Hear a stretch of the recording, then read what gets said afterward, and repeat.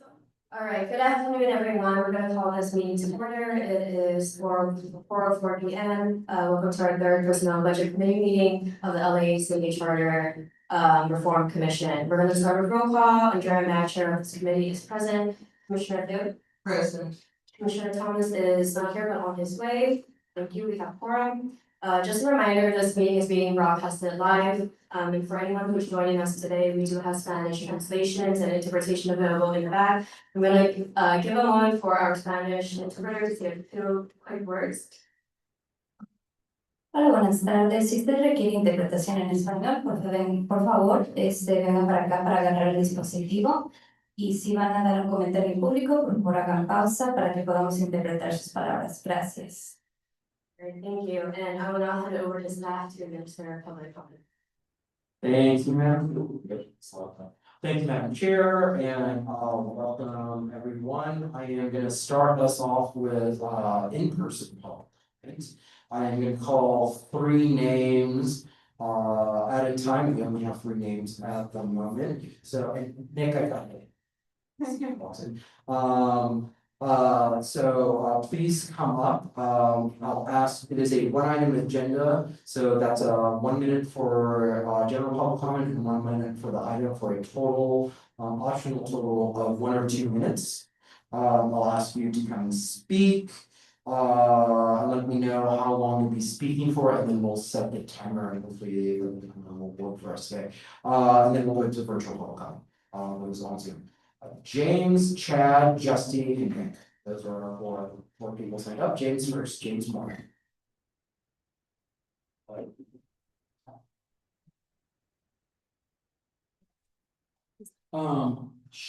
And you see, yeah, perfect. Okay, grab a seat, you can grab one. 1 or 2 minutes.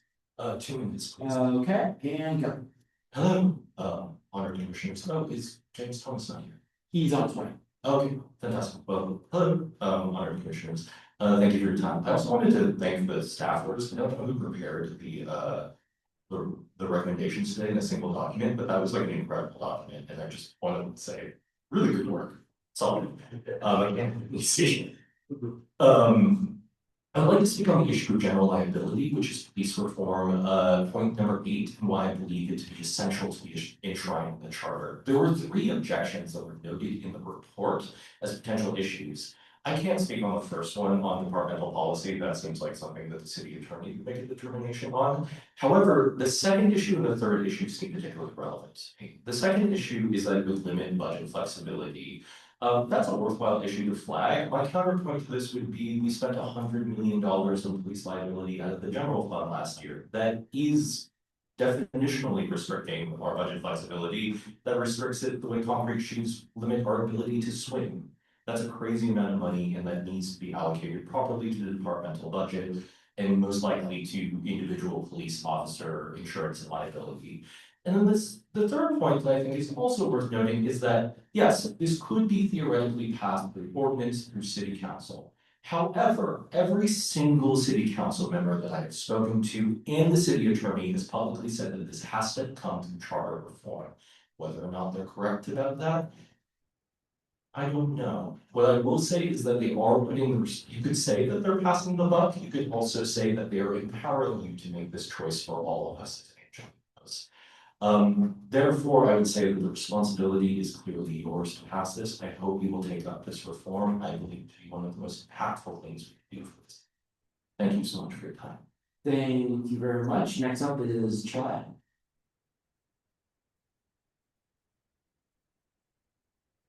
Chad, 1 or 2 minutes. 2 minutes, please. Good afternoon, commissioners. I'm speaking because I was concerned about the recent presentation from the Police Commission's Executive Director. Despite obvious needs for structural change, he came before you with almost no recommendations for reform, citing an ongoing internal review. Let's look at what's happening.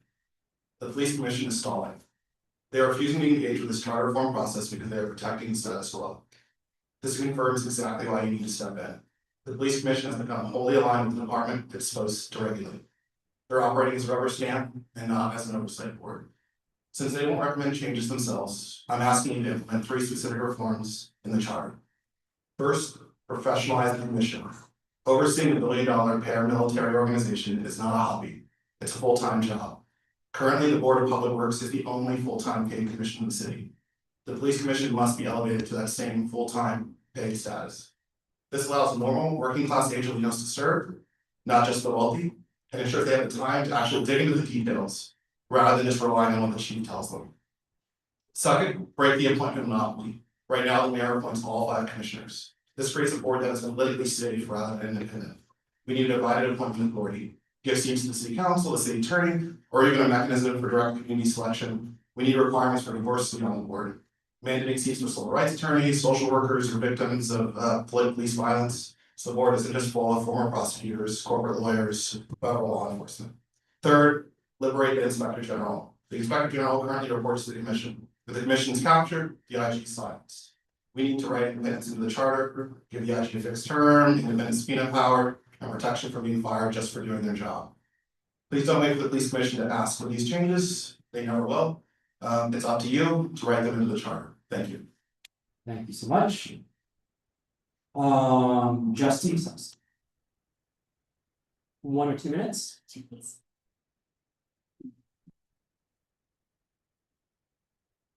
Commissioners, my name is Justy Sexton, and I'm adding my voice to encourage you to consider the multiple reforms regarding governance and oversight for the LAPD. Admittedly, the job that's been asked of you here is largely thankless. No matter how this ends, plenty of people complain that you did it wrong and that if we'd been in charge, we could have done it better. And then nonetheless of that, all of our public comments seem to be full of lists of things we'd like you to change and consider, many of which are actually out of scope for the process in front of you. But saving people's lives is within your scope right now. Communities across the country at the city, state, and county level have shown that updated law enforcement reforms and accountability, oversight, and public accessibility have drastically reduced the number of deaths and other harm caused from excessive force, as well as a reduction in the accompanying cost of legal lawsuits. In specific, I ask that you review and vote to include your updated charter drafts, amending section 571 to update the police commission to a model with actionable accountability as well as accessible transparency to the citizens.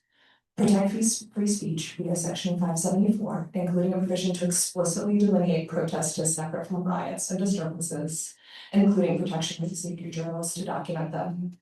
By any means necessary, limit the use of pretextual stops. And finally, because nothing motivates like money, I urge the commission to move to ensure that the financial cost of police action incurred legal settlements come from within their own budgets, ensuring the burden of misaction is felt by the department itself, and preserving our general budget for infrastructure, libraries, streetlights, and things that actually keep our communities safe. Thank you. Thank you, Nick. 1 or 2 minutes? Okay.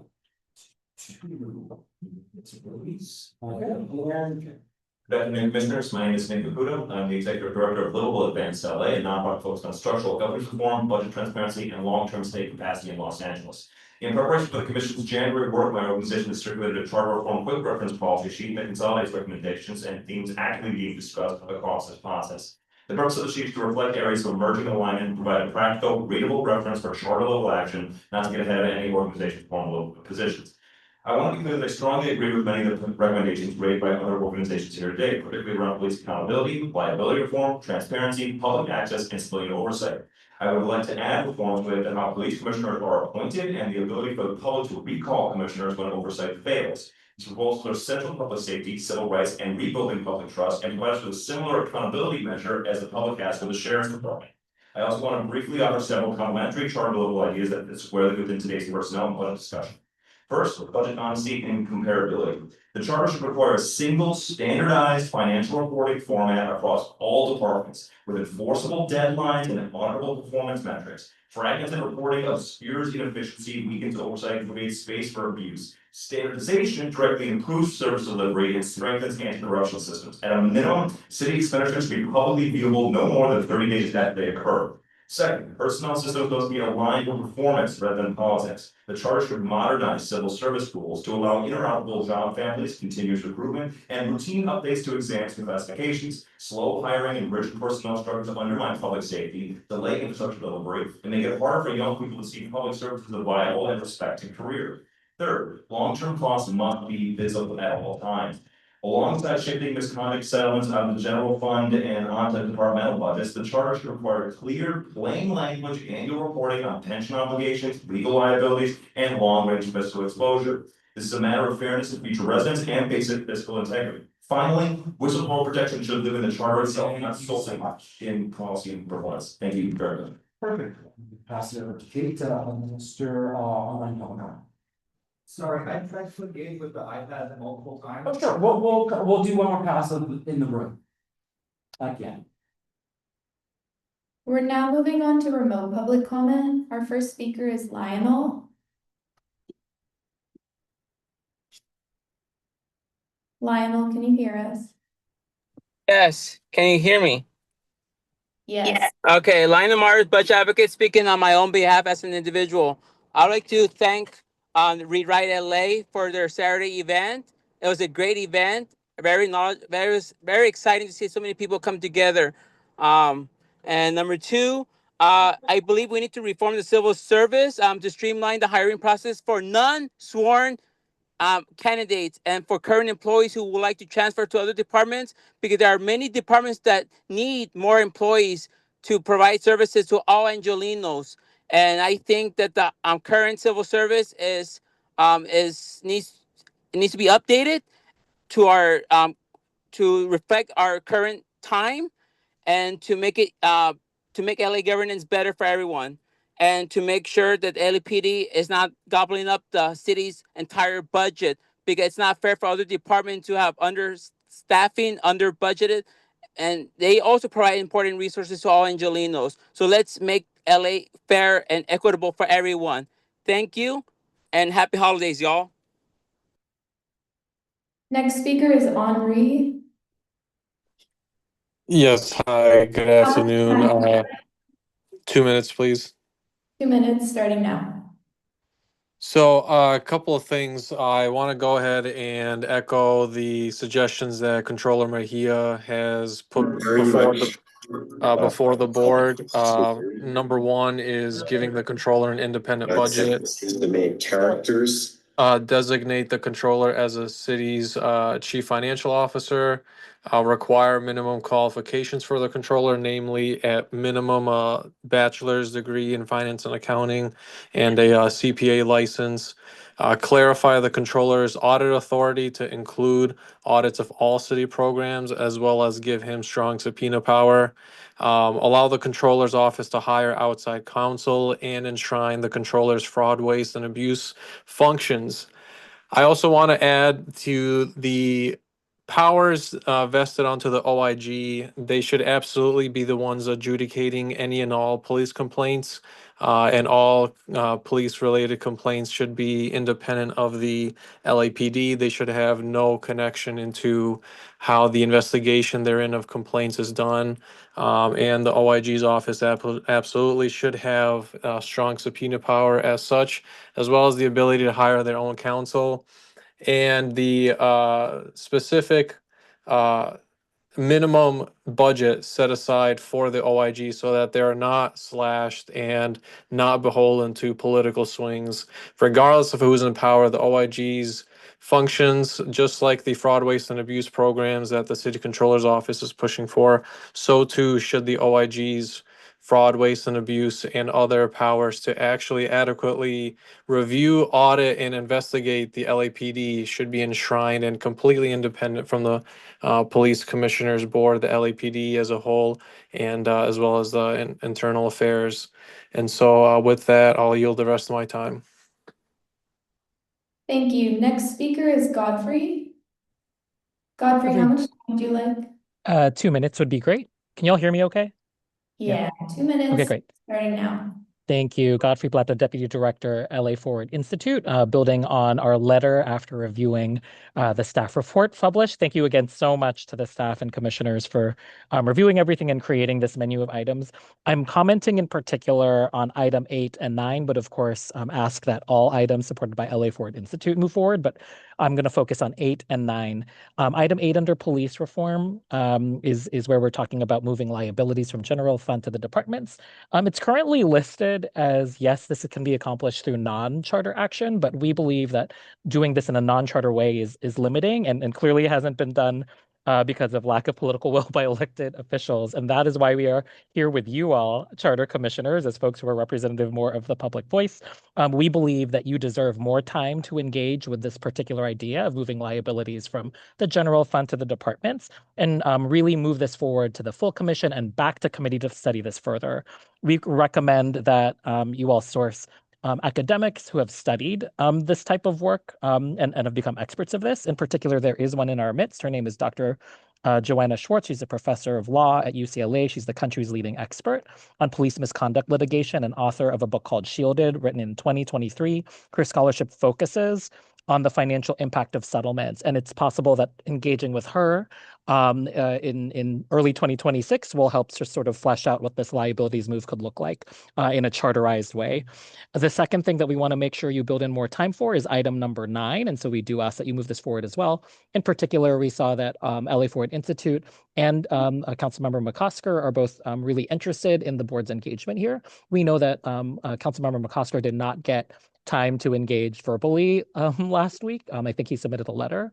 And so we do ask that you continue to move this forward so that you're able to learn from Councilmember McCosker's point of view, in addition to other experts and community voices around item number 9, which is the Board of Rights revisitation. This is on pages 27 to 28. That's Thank you. time. Our next speaker is Rob. How much time would you like? I don't know. Rob, can you hear us? This happened last time. Go to the next speaker. We'll come back. Okay, we're gonna come back to Rob. Our next speaker is Anthony. Anthony, how much time would you like? 2 minutes, please. Okay, 2 minutes, starting now. Great. Thank you to the commissioners for taking up these issues. In particular, I want to urge the commission to bring special attention to the proposals for policing reform. I think there was a great demonstration of how important this work was at last Thursday's meeting. There was an excellent presentation by representatives of Catalyst California and Black Lives Matter about the current problems with LAPD and the current harms that exist. And they presented several excellent proposals that would serve to increase transparency, oversight, and accountability in relation to LAPD and to reduce harm to Angelenos, particularly in over-policed communities. However, I thought it was just as revealing to see the presentations by the executive director of the LA Police Commission and the deputy chief of professional standards at LAPD, who made it clear with their comments that they see no urgency whatsoever for significant reform and no problem with the ways that both the Police Commission and LAPD operate. The scope of their ideas was made clear, and one suggested that a significant reform was that the Police Commission was going to move from annual to quarterly report backs to the Commission. It is clear that the LAPD and the Police Commission cannot reform themselves, and so far, our elected officials have been slow to take up the mantle of leadership. These are structural issues in terms of how our LAPD operates that cause our current situation, which is costing lives, which is costing trust of the public, and which is costing us millions of dollars in taxpayer funds for liability settlements that do nothing to alter the fundamental problematic behaviors of the LAPD and its officers. So I urge the commission to take up these matters and for this committee in particular to bring to the rest of the commission all of the reforms that have been proposed to the LAPD and to communicate to the larger commission the urgency of this issue for Los Angeles and its future. Thank you very much, and I yield the rest of my time. Thank you. Our next speaker is Jamie. Jamie, how much time would you like? 2 minutes. 2 minutes, starting now. First, I would like to say that the staff of this commission took it upon themselves to edit my comment and remove the PDFs that I had attached and replace them with links. Please do not do that. The articles were important and I wanted them to be accessible to the public. The reason that I wanted to talk about these articles is because I wanted to humanize the problem with the LAPD essentially investigating itself. A couple years ago, a woman walked into LAPD, Phyllis Golden Gottlieb, to report that she had been raped. She had been raped by a powerful man. And the cops that took her report took it upon themselves to inform her rapist. Her rapist was a powerful and rich CEO. It was just reported in the last week that Corey Palka, the cop who did this, nothing happened to him. Nothing has happened to him. And that the LAPD brass took it upon itself to essentially interfere with the investigation into his misdeeds. It is so clear from that example that they are not capable of policing themselves. I want you to think about it. I really want you to try to put yourself into this person's shoes. They went in good faith to report a crime that had happened to them. And that police officer immediately went to the person that she said did the harm. And they told her, I've heard cops say that one of the worst things that you could do would be to share a murder book. And a murder book is essentially the list of like all of the details of a crime with the suspect. What this cop did was he shared the rape book, and nothing happened to him. No charges are going to be brought because now it's past the statute of limitations. And it is in part past the statute of limitations because of the interference with That's people at the time. top of LAPD. The next speaker is Jeremy. Jeremy, how much time would you like? 2 minutes, please. 2 minutes, starting now. Hi, this is Jeremy Payne with Calais, California. Apologize I'm not able to be there in person, but wanted to provide public comment to thank this committee for allowing Calais, California, as well as Ground Game LA, BLM LA, the League of Women Voters, and LA Forward to present our joint recommendations on policing our community safety reform. I have been following this commission since day one, and so I have been seeing kind of the ask of the public to have a platform and a space to talk about policing issues as it relates to the charter reform process. The public has raised this as a public interest as well as a charter interest, and seen as a human need to really address the flaws in the system. And so I want to kind of just elevate that since June, we've been hearing the calls, and last week you're able to kind of see the faces and hear the stories of those impacted by the system. And so I want to encourage this committee to share those stories, share your experience last week and today with the full commission so they understand the urgency and importance of these reforms and recommendations that were shared out. And so I hope that you're able to do that with this quick turnaround of this Thursday. But again, just want to ensure that the full commission understands the urgency of this matter. And so thank you, and I'll leave the rest of my time. Thank you. And we're now back to Rob. Rob, can you hear us? Yep. Okay, how much time would you like? 2 minutes, please. 2 minutes, starting now. I wanted to just start by addressing the issue of periodic charter reform and the question of whether a charter commission can place something directly on the ballot. There is some commentary at the end from charter staff that says, whereas the state constitution authorizes an elected charter reform commission to place measures directly on the ballot, state law does not provide the same clear authority to an appointed commission. And I don't know if they're just sloppy or they don't know what they're talking about, but that actually is not the case. Factually, that is incorrect. The state constitution only addresses the fact that an elected commission can be started via initiative or council action. The stuff you're referring to is in the government code, something very different as far as the ease with which that could be changed. I will also just say this is something that came up in the 90s, and our city attorney, Mayor Jim Hahn, actually said we could do this without a charter change. So that is notable. Without a charter change, our previous city attorney was saying we could do it. We had a lovely turnout at the previous meeting, and this one as well, on the issue of LAPD, and I think it's just interesting. What does it say that the most well-attended Charter Reform Commission meeting was on a topic that Karen's minions, Justin Ramirez and Raymond Mesa, were conspiring to block conversation of?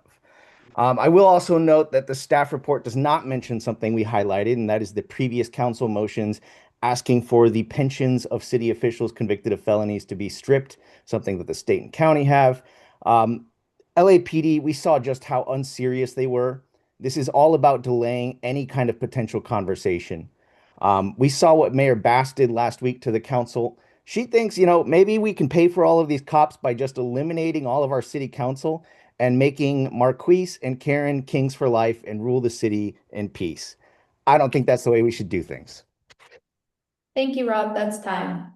And that concludes remote public comment. And was there anyone in the room that missed the first pass public comment? Come on up. 1 or 2 minutes. 2 minutes, please. Alrighty, and hello, my name is Robert. I'm from the Sawtell neighborhood.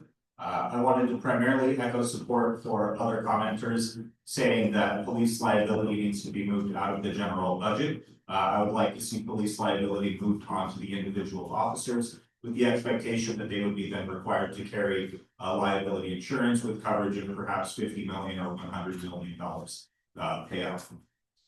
I would also like to echo the commenter's sentiment towards giving additional powers and raising requirements for the city controller's office, that they should be required to have a CPA license and also be given the power of subpoena. And finally, I would like to echo the sentiment that city pensions and other investments should have a BDS resolution passed to make sure that our investments are not supporting the genocidal apartheid state of Israel. Thank you. I yield the remainder of my time. thank you so much. Madam Chair, that does conclude public comment. I didn't see you guys, sorry. Is it just? I'll go after her. 2, all right, come on. Yeah.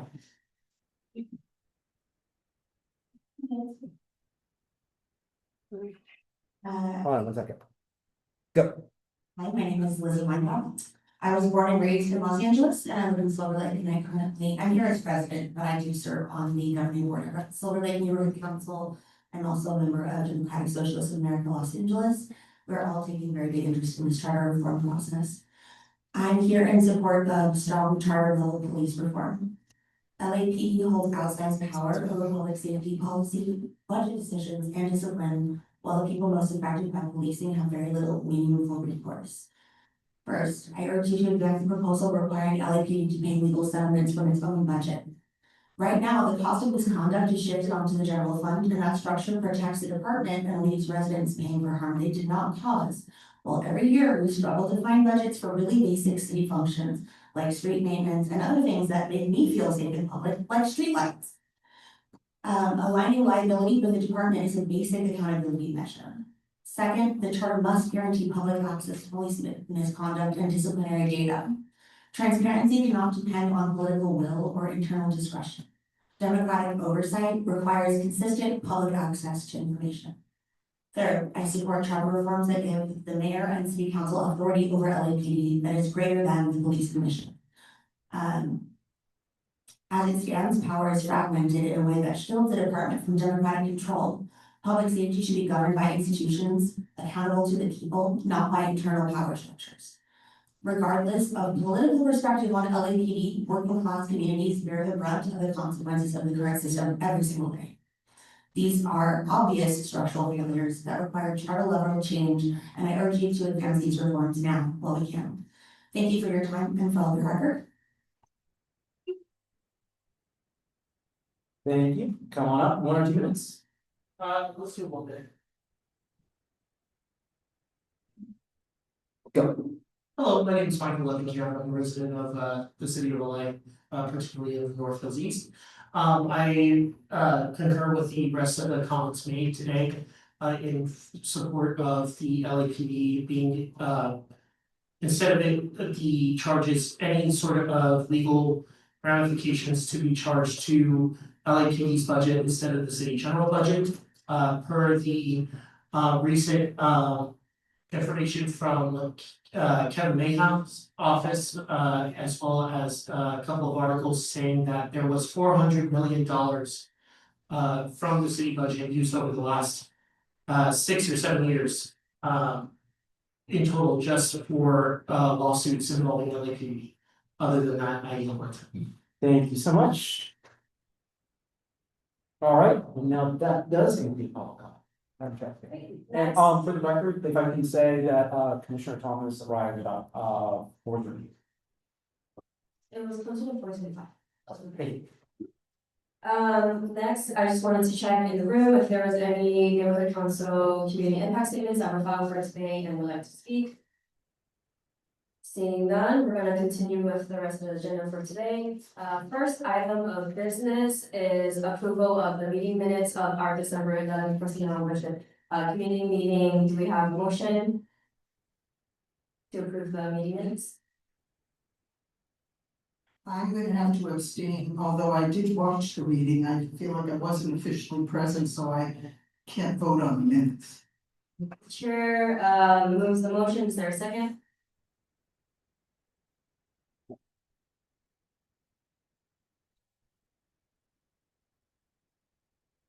And after the second, we can have discussion, if there's any items that needs to be.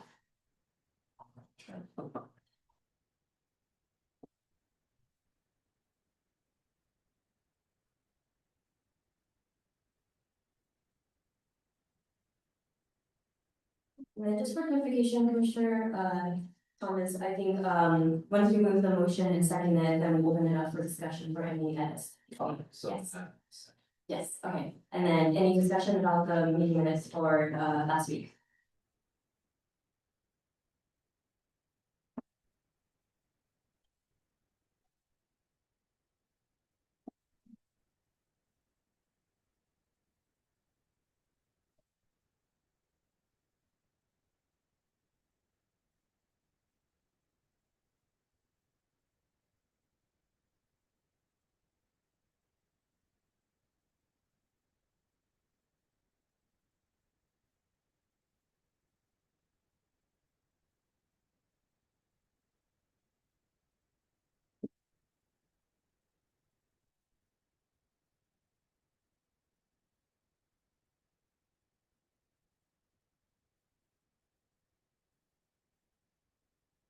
One last call for any comments or edits to be made on the December 11th meeting notes.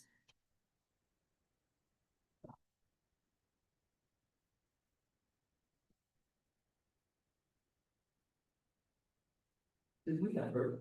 Thank you. I know we had mentioned that we wanted the presentations that were made to us to be made to the full commission. Is that something that's going to happen or? That's not something that would be in minutes. But we can talk about it in the agenda item for today. We've been talking about it since forever. And I don't understand how we talk about things and they don't make it to the minutes. If we talk about it, it should be in the minutes, is what I think. Unless there's a valid motion that's seconded and if there's a vote, then it doesn't get to reflect. So you can make that motion. I move that the folks who presented in our meeting present to the full commission. And I'd like to add to that motion that the meeting that's scheduled for Thursday, that it be postponed. I was on the table right now is the motion on the minutes. We finished that. No, it hasn't been voted on. I thought, okay, I said no. Okay, seeing that there's no discussion relevant to the meeting minutes, we're gonna approve the meeting minutes for December 11th. Okay, so now. I move that at the meeting that is scheduled for Thursday. Be moved and that it be a full commission meeting and that the presenters who presented those very, very wonderful, probably the best we've seen. That they be allowed to present before the full commission. Is that an adequate motion? I'm not. So it could be framed, it definitely has a recommendation for the committee to approve the motion for those two things, they could be voted on together or they could be voted on separately since they are slightly different. You're asking two different things in one motion, but they can be still together as one motion. Okay, I would like for them to be together as one motion. Yeah, and then that recommendation, if approved by the committee, that would be a recommendation.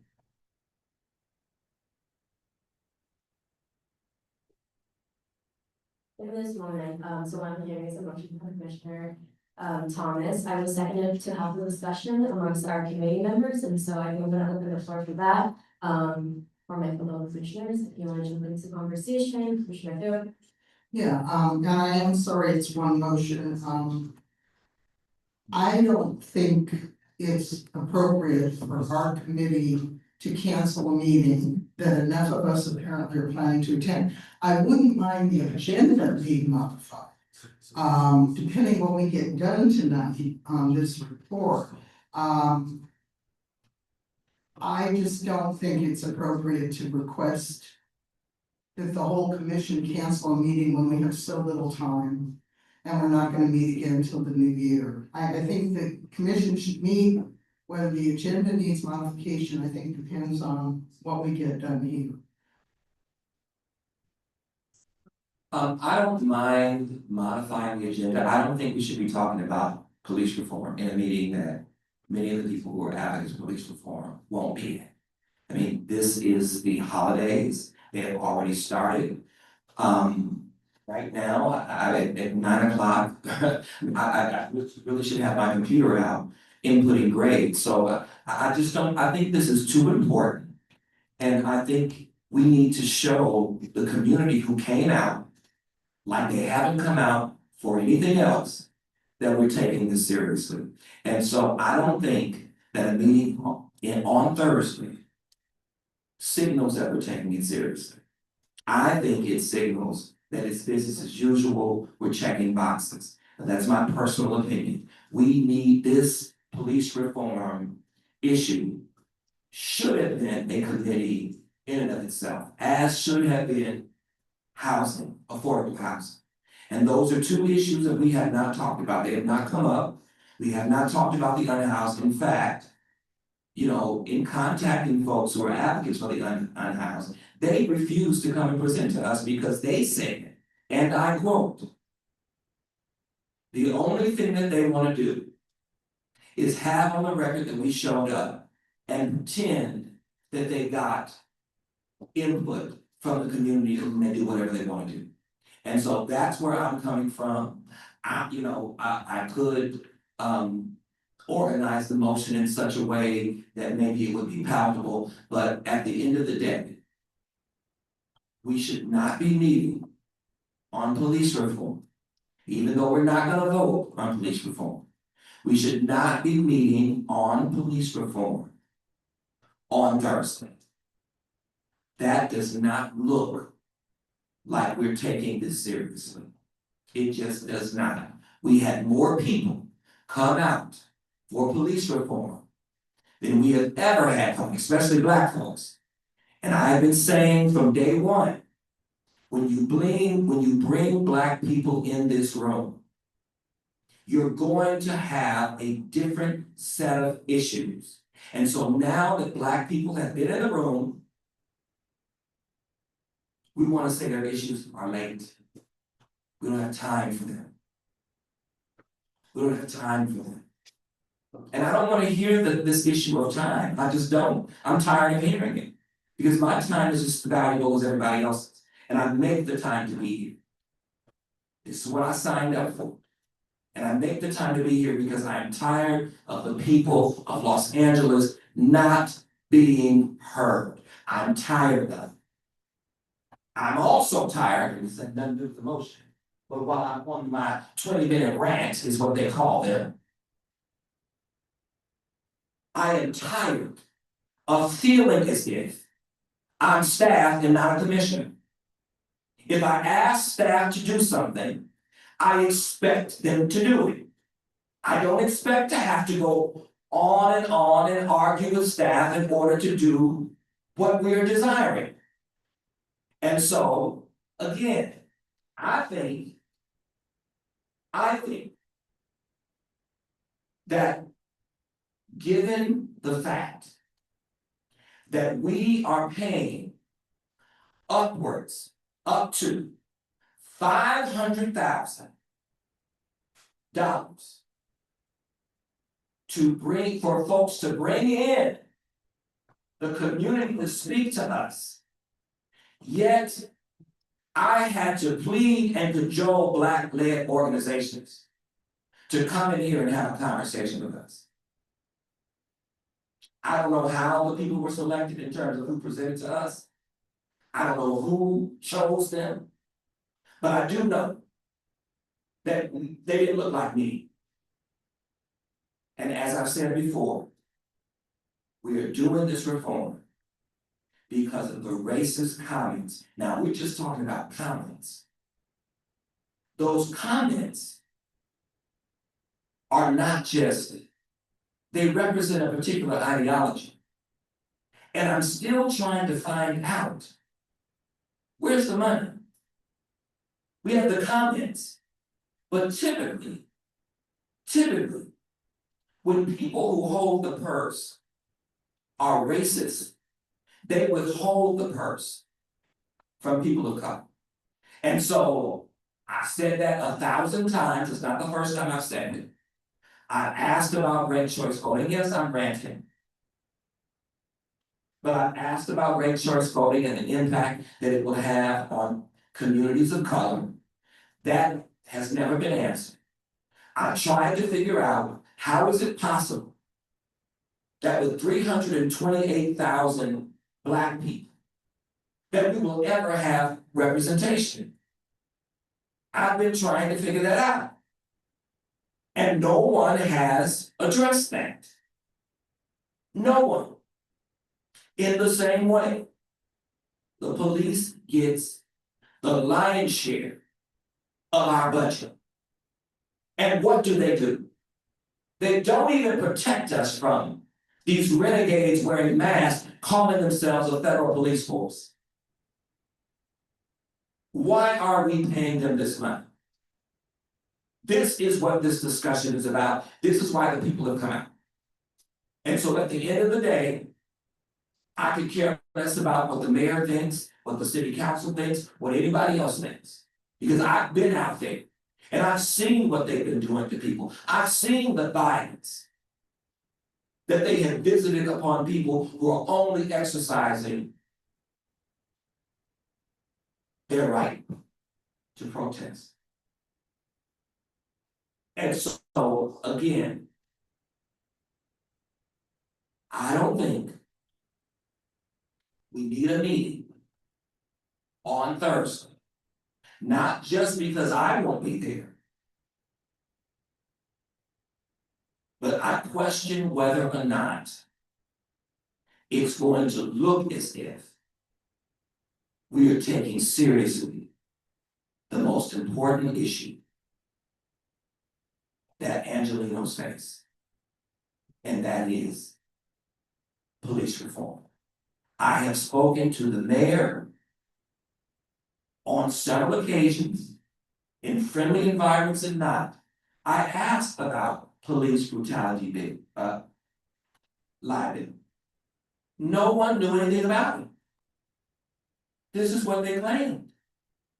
No one knew that Black and brown bodies lying in the street, killed by the police, make money for fat white guys in three-piece suits. No one knew that. Training it on Wall Street. So I'm sorry.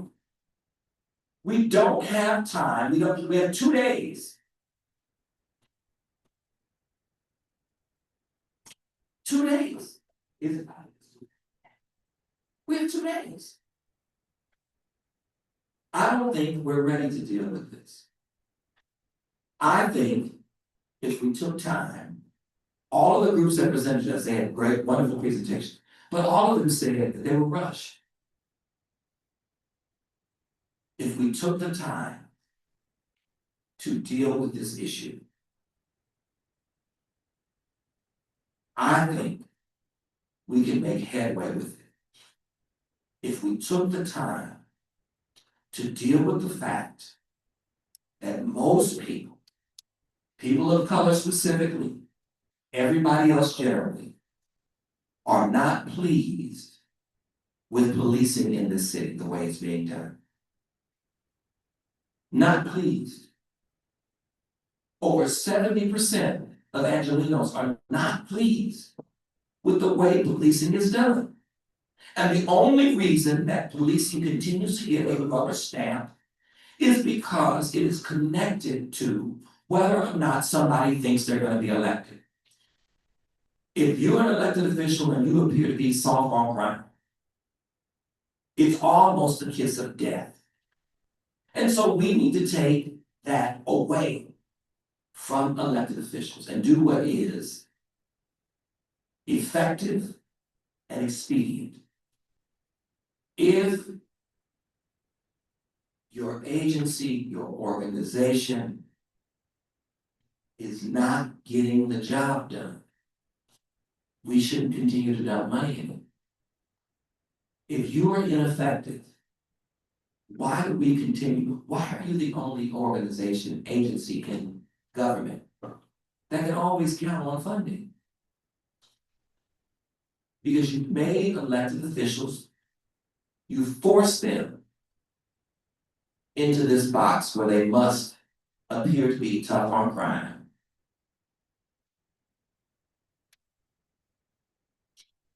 So that they can get elected. When the truth is, the numbers are mathing. And the math says you're less than 1% effective. 2 students killed at Boston University. I don't know if ICE is in Boston, they probably are. But the guy initially got away. Boston University. Probably because the police are running around with ICE, escorting them. This is a serious issue. I'm sorry, Madam Chair.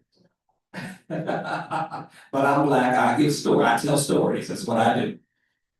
I'm gonna take a moment for Executive Director to make a couple of clarification and comments, and then I'm gonna put myself in the queue for my comments. Sure. Thank you so much, Madam Chair. I just want to start off with framing both today and Thursday's planned meeting.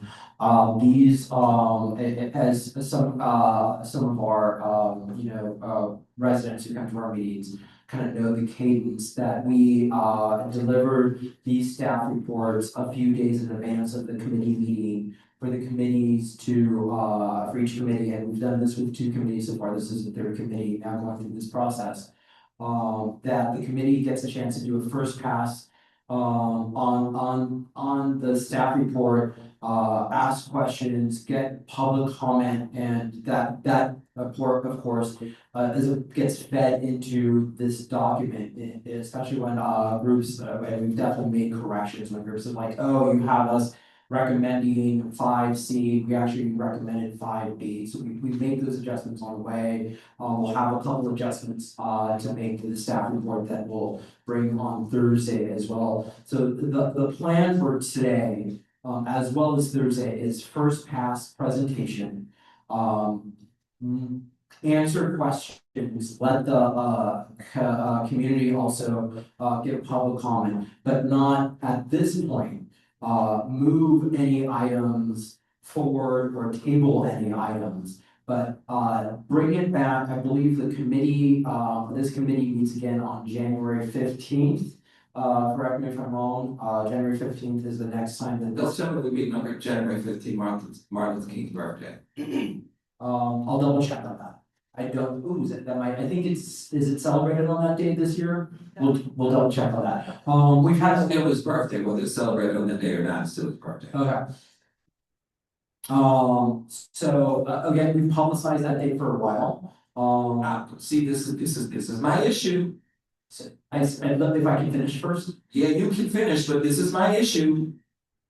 Because what I took from what you said was, oh, then you should have known, you should have said it before now. I would have thought that somebody would have known that January 15th, Martin Luther King's birthday. then I wouldn't have to be the black guy that says it.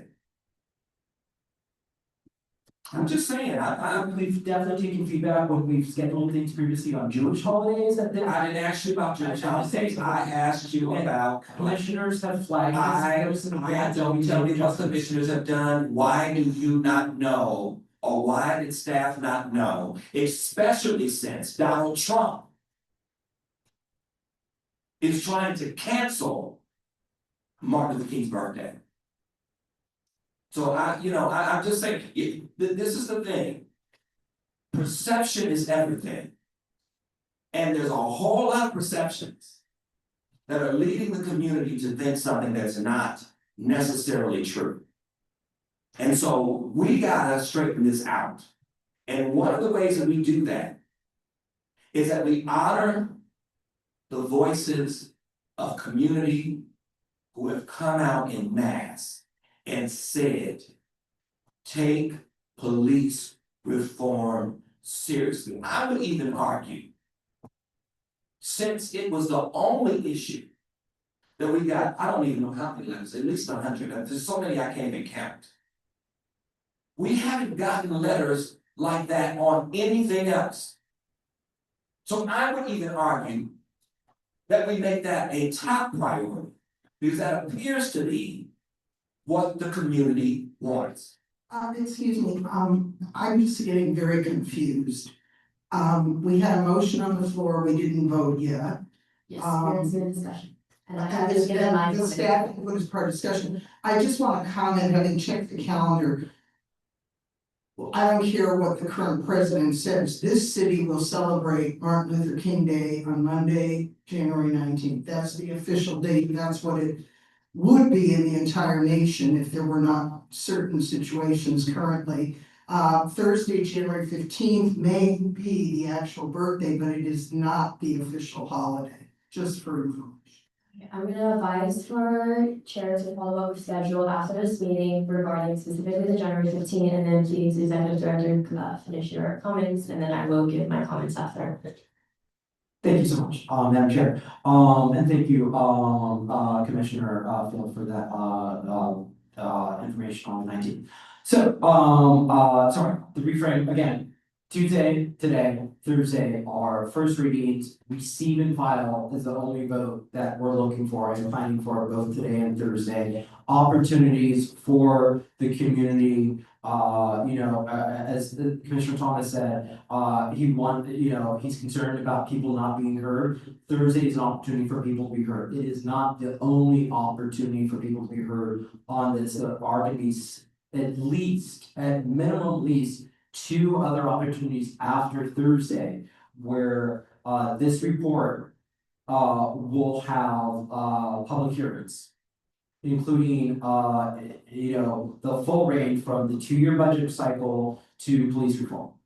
So those the future meetings have potential for voting things forward as other committees have when they got to that point, and or tabling things as other committees haven't gotten to the point. But today and Thursday are just opportunities. Again, we've noticed this meeting, and I think we could lose credibility by canceling a meeting that we've already noticed. And I don't want to do that. Again, it's an additional, it's taking an opportunity for public comment and commissioners to get feedback off the table.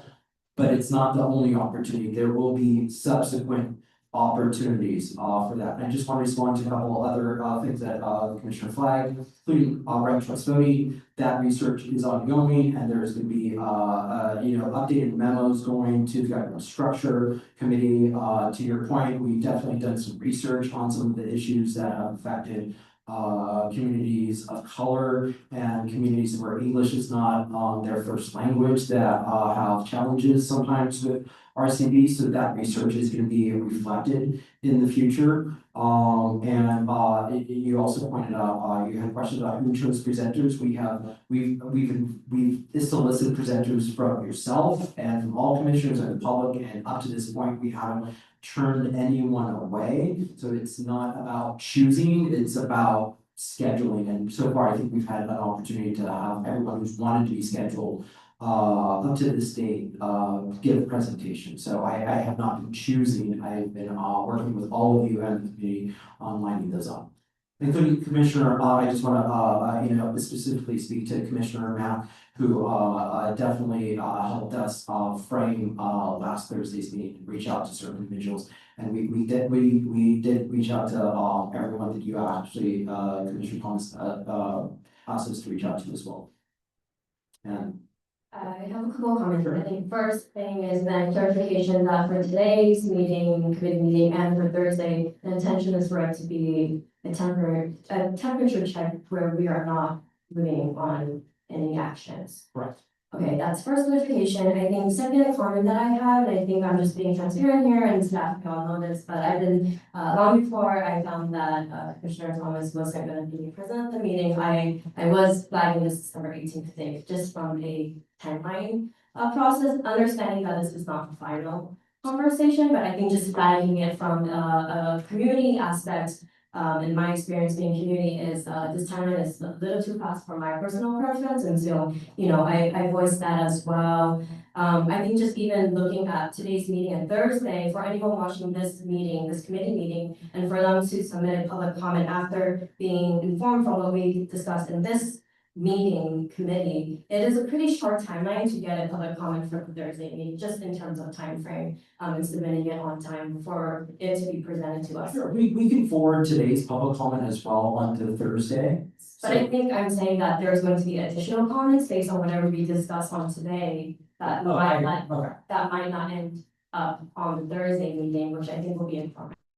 I think that's just a piece that I personally found to be a miss. I think I do agree with Commissioner Thomas' points that I think, some of the presenters and community members, have shared, just a little bit of the rest of the timeline, and I don't know about you all here today, Commissioner Field and Thomas, but I do have a lot of comments and feedback and suggestions for the staff report, and I think, my understanding is that 2 days is not enough for all of that to be fully fleshed out to present to the full commission, so I think those are just, continues to be some of my concerns in terms of presenting it to full commission. Overall understanding is a temperature check, I think just also want to voice my opinion on that. I think the last thing I wanted to comment is just generally, because I have the privilege of being on 2 committees, I have the different experience of being on the government structure. We've been meeting for a couple of months now. We had a lot of presentations. We actually voted back in November and have not brought that to full commission yet. And I think just really just giving some context that we've only had 2 weeks of personnel and budget committee meetings, and we're already doing temperature check and moving it to full commission. And so I think it's just, I get the idea that this is not the final staff report and all of that, but I do think that we are moving a little bit faster than the other committees have. And so I think I'm just want to be mindful of that as well. And I think for that reason, I think I am still in preference of kind of, to me, I think there is more value in having this staff report be more built out based on our feedback, and then allowing for the public to react and give their feedback, and then us then bringing it to full commission, because I feel like we're gonna show up on Thursday. Whole commission's gonna have a lot of questions and feedback as well, and I think we're in a position where we've only had presentations 2 times. And so I think it's, I personally don't feel like I am prepared. I don't think the staff is fully prepared. I think we're all kind of we're still getting started, the ball is still moving, and so I think we owe it to the public, but also the commission or full commission to give us something. And so I think for that reason, I am kind of in favor of more time, for more engagement and for this to be more built out. But I'm gonna open it up one last time to fellow commissioners, and then the executive director, if you wanna do final remarks after them, and then we're gonna vote. Any other comments from fellow commissioners? I think you said it. Great, any final remarks? Yeah, I definitely, I hear your feedback, and we've talked about this, a couple times, and I appreciate your time, talking this out with me, and I think we can both be right, and I think we probably are both right, and that's one of the, situations we find ourselves in. We can always have more time to give both the committee members, the full commission, and the public with these documents. I would 100% agree with you and say it's the right call to council. Thursday's meeting, if Thursday was about voting certain items, but that's just not what the plan, that's not what's gonna happen on Thursday. So I take it from as well as a community perspective, as making sure that the community doesn't have this opportunity to get public comment in front of the full commission before the end of the year. Taking that off the table, and I would not feel comfortable doing that, especially 48 hours, less than 48 hours before that meeting. We've triple checked with the entire commission. We will have more than a quorum at that meeting. And So my question is, are you doing it or are we doing it? Because I'm willing to accept whatever the fallout is as a result. So, and I think this is something that we haven't discussed. What is it that you're doing and what is it that we're doing? If we're saying, as the committee, that we would prefer for us to not have this meeting, and then you're saying that you have a responsibility. So who has the lion's share of authority? I mean, that's a rhetorical question because we know that it's you. Been proven over and over again.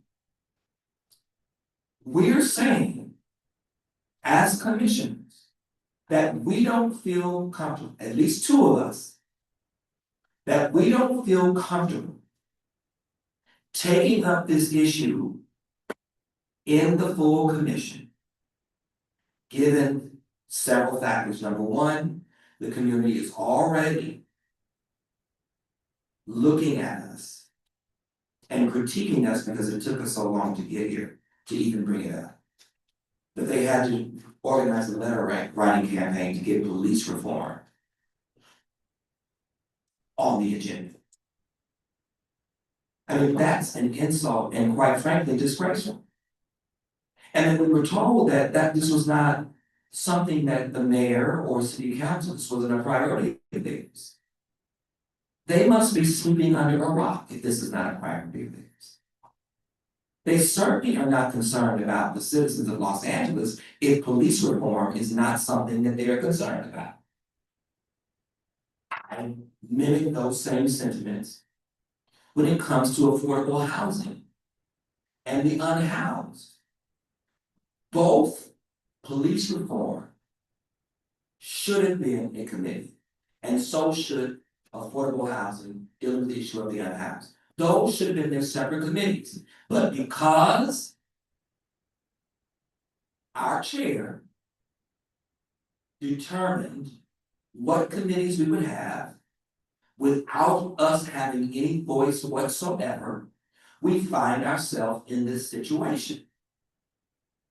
This is the reason that we're in this situation. We did not have a democratic process in the way in which we would determine what committees would be formed. I'm sorry, that's just not actually true. It is actually true. According to the bylaw section 3, committees are purview to second motion by the approval of the majority of the Which is the reason that members of each committee shall then be approved. Which is the reason that we had, that there was a motion that was put forward, which is the reason that I was not going to sit through your staff report. Because what you do, this is a 51-page document. I'm supposed to have read through this. And understand what it says, because what happens is, this is what I've seen over and over and over again. We get these documents. And then as we are going through them carefully, we notice some things that we think, I don't know if that's what we ought to be doing, or the direction that we ought to be taking. And instead of taking that seriously, we get, well, y'all approved it. You did. I know. And what I'm asking you to do since we approved it, is to give us the time that we need to process what you give us. And that's what we're doing. No, you're not, that's what you're not. I'm telling you, you're not. You haven't given us the time to process this. Excuse me. I'm gonna leave it over. For a while. I'm gonna have Commissioner Fields wrap up the discussion for this motion portion, and then I'm gonna have staff to read out what the motion is on the table. Yeah, and I just wanna say, I came in today, and the first thing I said to our chair was, please, let's talk police reform first. We have like 4 things, 1, 2, 3, 4 on here, and that should be first. I did not realize that Commissioner Thomas was among those who will not be with us Thursday evening. And that obviously is a factor in his concern about that meeting occurring and what is on that agenda. I was also, I want to say I was very concerned that we didn't have adequate time. We were starting to vote on this stuff. And again, I was told that we are, how did you phrase it, Chair Matt? We're taking a temperature, we're getting more information. This is still the exploration, and I would like to get onto it, and I'm still requesting that that be the first thing we talk about this evening, that we go through the 13 items, we get further information, we give our thoughts as of today, and you know, that's my comment on what I'd like us to be doing. Okay, Executive Director. I agree. Executive Director, can you read the motion on the table? And Commissioner Thomas, please help me with this. So the motion is to recommend canceling December 18th meeting. And what was the back half of it? It was recommended that we cancel December, and that's the most important part. Yeah. And that we have and that the presenters. Oh, yes, thank you, sorry, the presenters. To the full commission. Okay. Now, if the presenters can present to the full commission on the 18th, then maybe I would change my mind. Maybe. If the presenters can present, but I don't know if that gives them enough time to prepare. You know, so we still have, 6 and 1 and a half dozen the other. So I want the motion as it stands, I want us to vote on it, and So for clarification, the motion on the table is to recommend not having the December 18th meeting, and also further consideration to bring some of the presenters who presented to committee to full commission. yes. Okay, does staff have that on record? Yeah. All right, on the roll call, Commissioner Fields, No. Commissioner Mack, I vote yes for the purpose of having this on record and for full commission to know kind of where we are at. Commissioner Thomas? Yes. Okay, motion passed. And Madam Chair, as I do with all meetings, I work with the chair, our commission chair on this, I'll make sure he's aware of it. I'm talking to him throughout this process and let him know, everyone's concerns. Like I said, he was at least, in agreement on, keeping the 18th, but I'll discuss with him again. That is helpful. So motion passed. Now please have that recorded in our meeting minutes for this committee meeting. We're gonna move forward with agenda item number 1. Staff, can you read it into record? Sure, thank you, Madam Chair.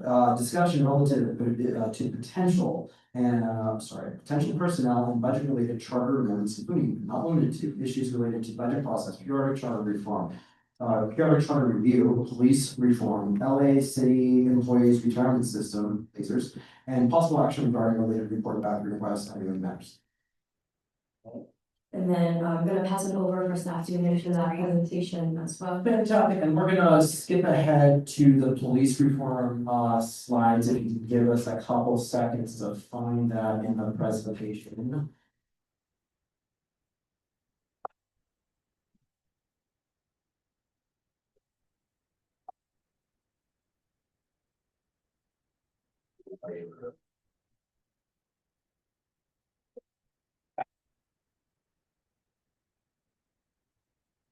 All right, and I'll start with just opening up, and thank you, commissioners, thank you to the public for joining us tonight, or in person, virtually. The report in front of you and on the screen is a summary of the larger document that was posted on Friday evening. We appreciate all the public comment and feedback, and of course, we appreciate the groups that submitted the recommendations, which are how we built the document.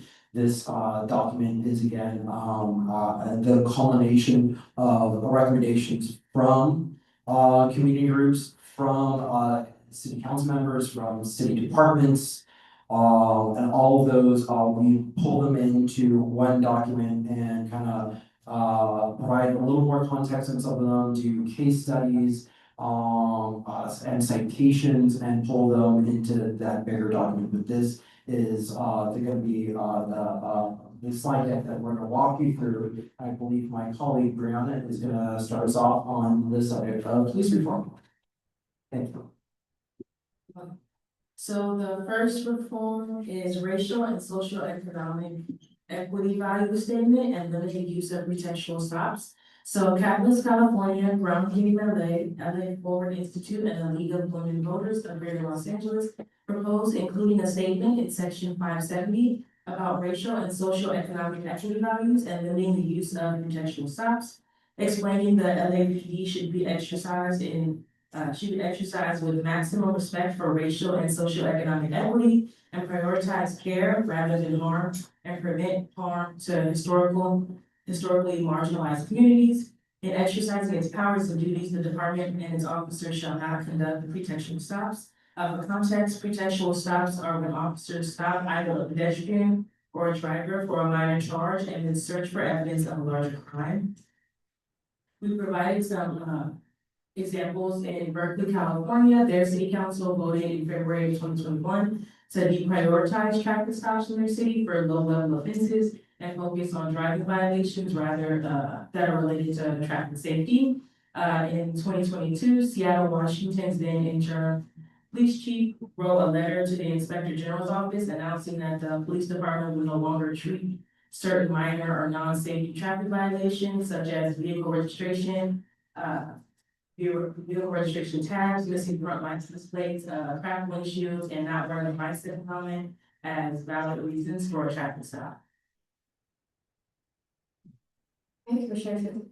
Yes, I just want to express my support for the material in italics, which I believe is suggested language, and I also want to add a phrase.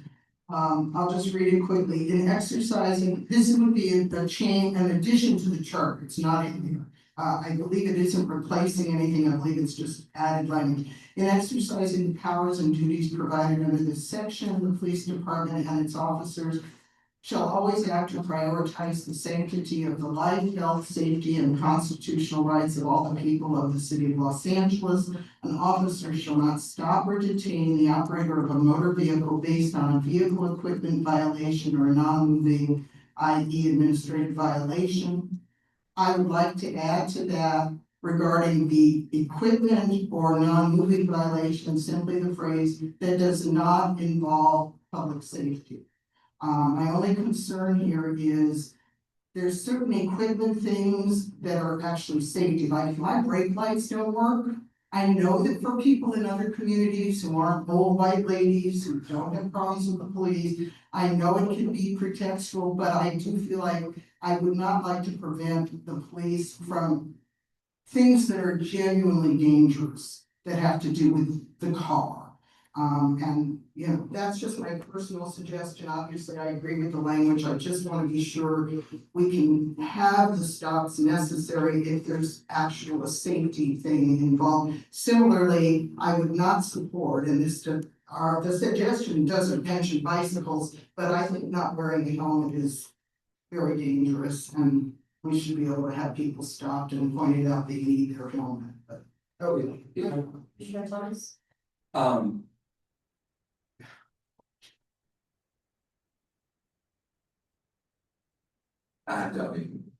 I will say this to Jean Cassidy. was stopped by the police and killed by the police, riding a bicycle in the wrong direction. So I think it's important to understand that I don't see this as policy. We're trying to save people's lives. And at the end of the day, if someone wants to ride a bike without a helmet, I have a brand new bike that I bought. I haven't worn it because I don't want to wear the helmet. It looks goofy to me. And I'm afraid that if I fall, I might get hurt. So I haven't rode the bike, you know. But I don't think the police, I don't think that's a responsibility. You know, I really don't. I think we don't need to give police officers reasons to put Angelino's lives in danger and their own.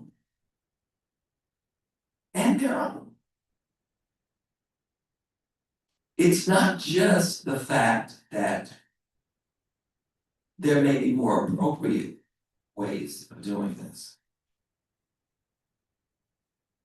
The police are killing Black and brown folks for literally nothing. The police believe that they deserve to be respected, that it is a crime to say things to them that they don't like. And they visit violence on people who do so. And so I don't want the police to have if you are not committing a crime,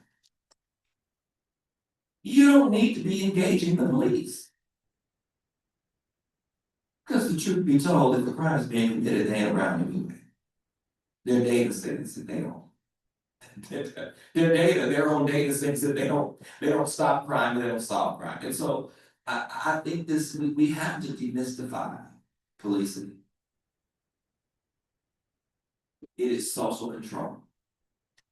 They do more to control and monitor and surveil low-income communities of color than they do solving crime.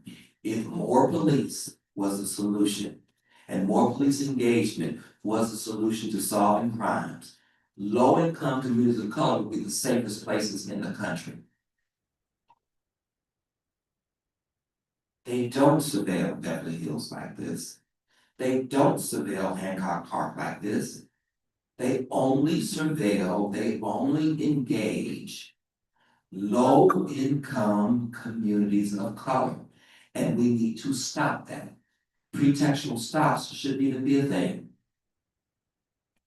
In 1971, there was the Lyons case against the city of Los Angeles where they were trying to get them to outlaw the chokehold. Had the Supreme Court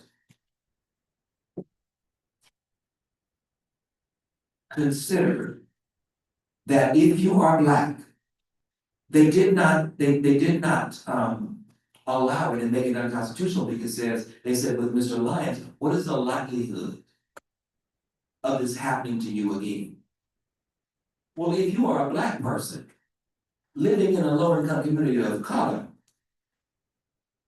it's more likely than not. It's more likely than not. And if they had outlawed the chokehold, Eric Gardner would still be with us today. They'd have made it a constitution. And so this is how important this is. And we have an opportunity to do some of the stuff that elected officials either can't do or won't do with this charter. And so I don't think whether you have a tail light out, whatever you have, I think whether you're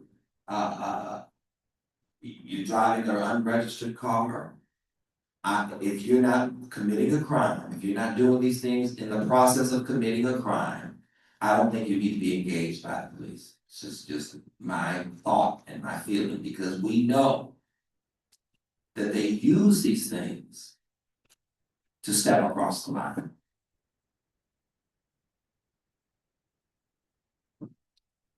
Executive Director, do you have comments in response to the comments that are? No, this is just feedback for us, you know, we aren't gonna be incorporating, again, because there aren't any votes, we aren't gonna be incorporating anything. Or comments where, you know, the commissioner had some.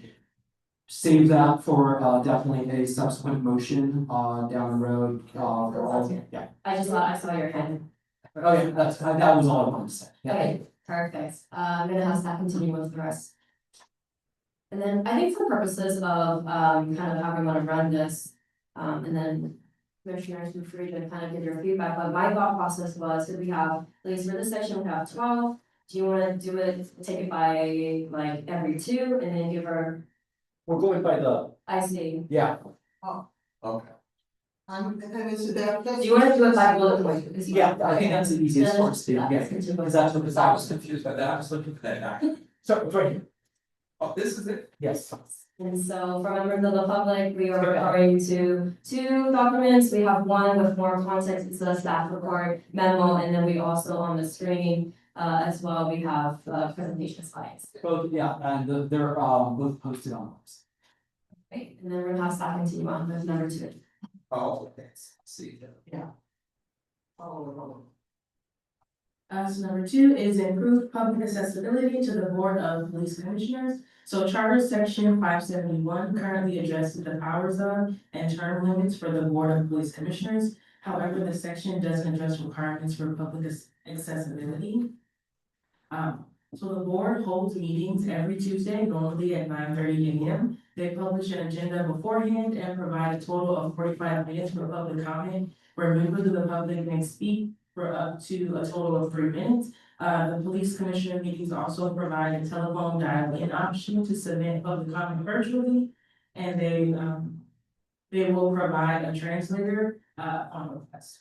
For the organizations mentioned earlier, Catalyst California, Ground Game LA, LA Ford Institute and the League of Women Voters of Greater Los Angeles, proposed that the board police commissioners meetings be scheduled and held in a manner that maximizes access and participation for all members of the public. For example, increased language access measures, more accessible meeting locations, more accessible meeting dates and times with considerations of people who are working, things like that, and then sufficient prior notice of meetings and providing a meaningful amount of time for members of the public to provide public comment to extending the 45-minute time frame. Okay, we're gonna start with Commissioner Food. I'm gonna put myself in the queue and then Commissioner.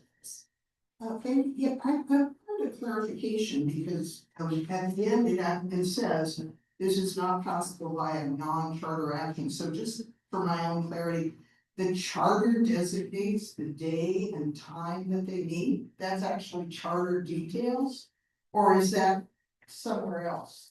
Or do they decide themselves? Because I mean, I'm just trying to figure out, is this actually charter language? I know the council stuff is in the charter, and the council certainly wants less restriction in potential reforms from our commission, but I mean, does anybody know?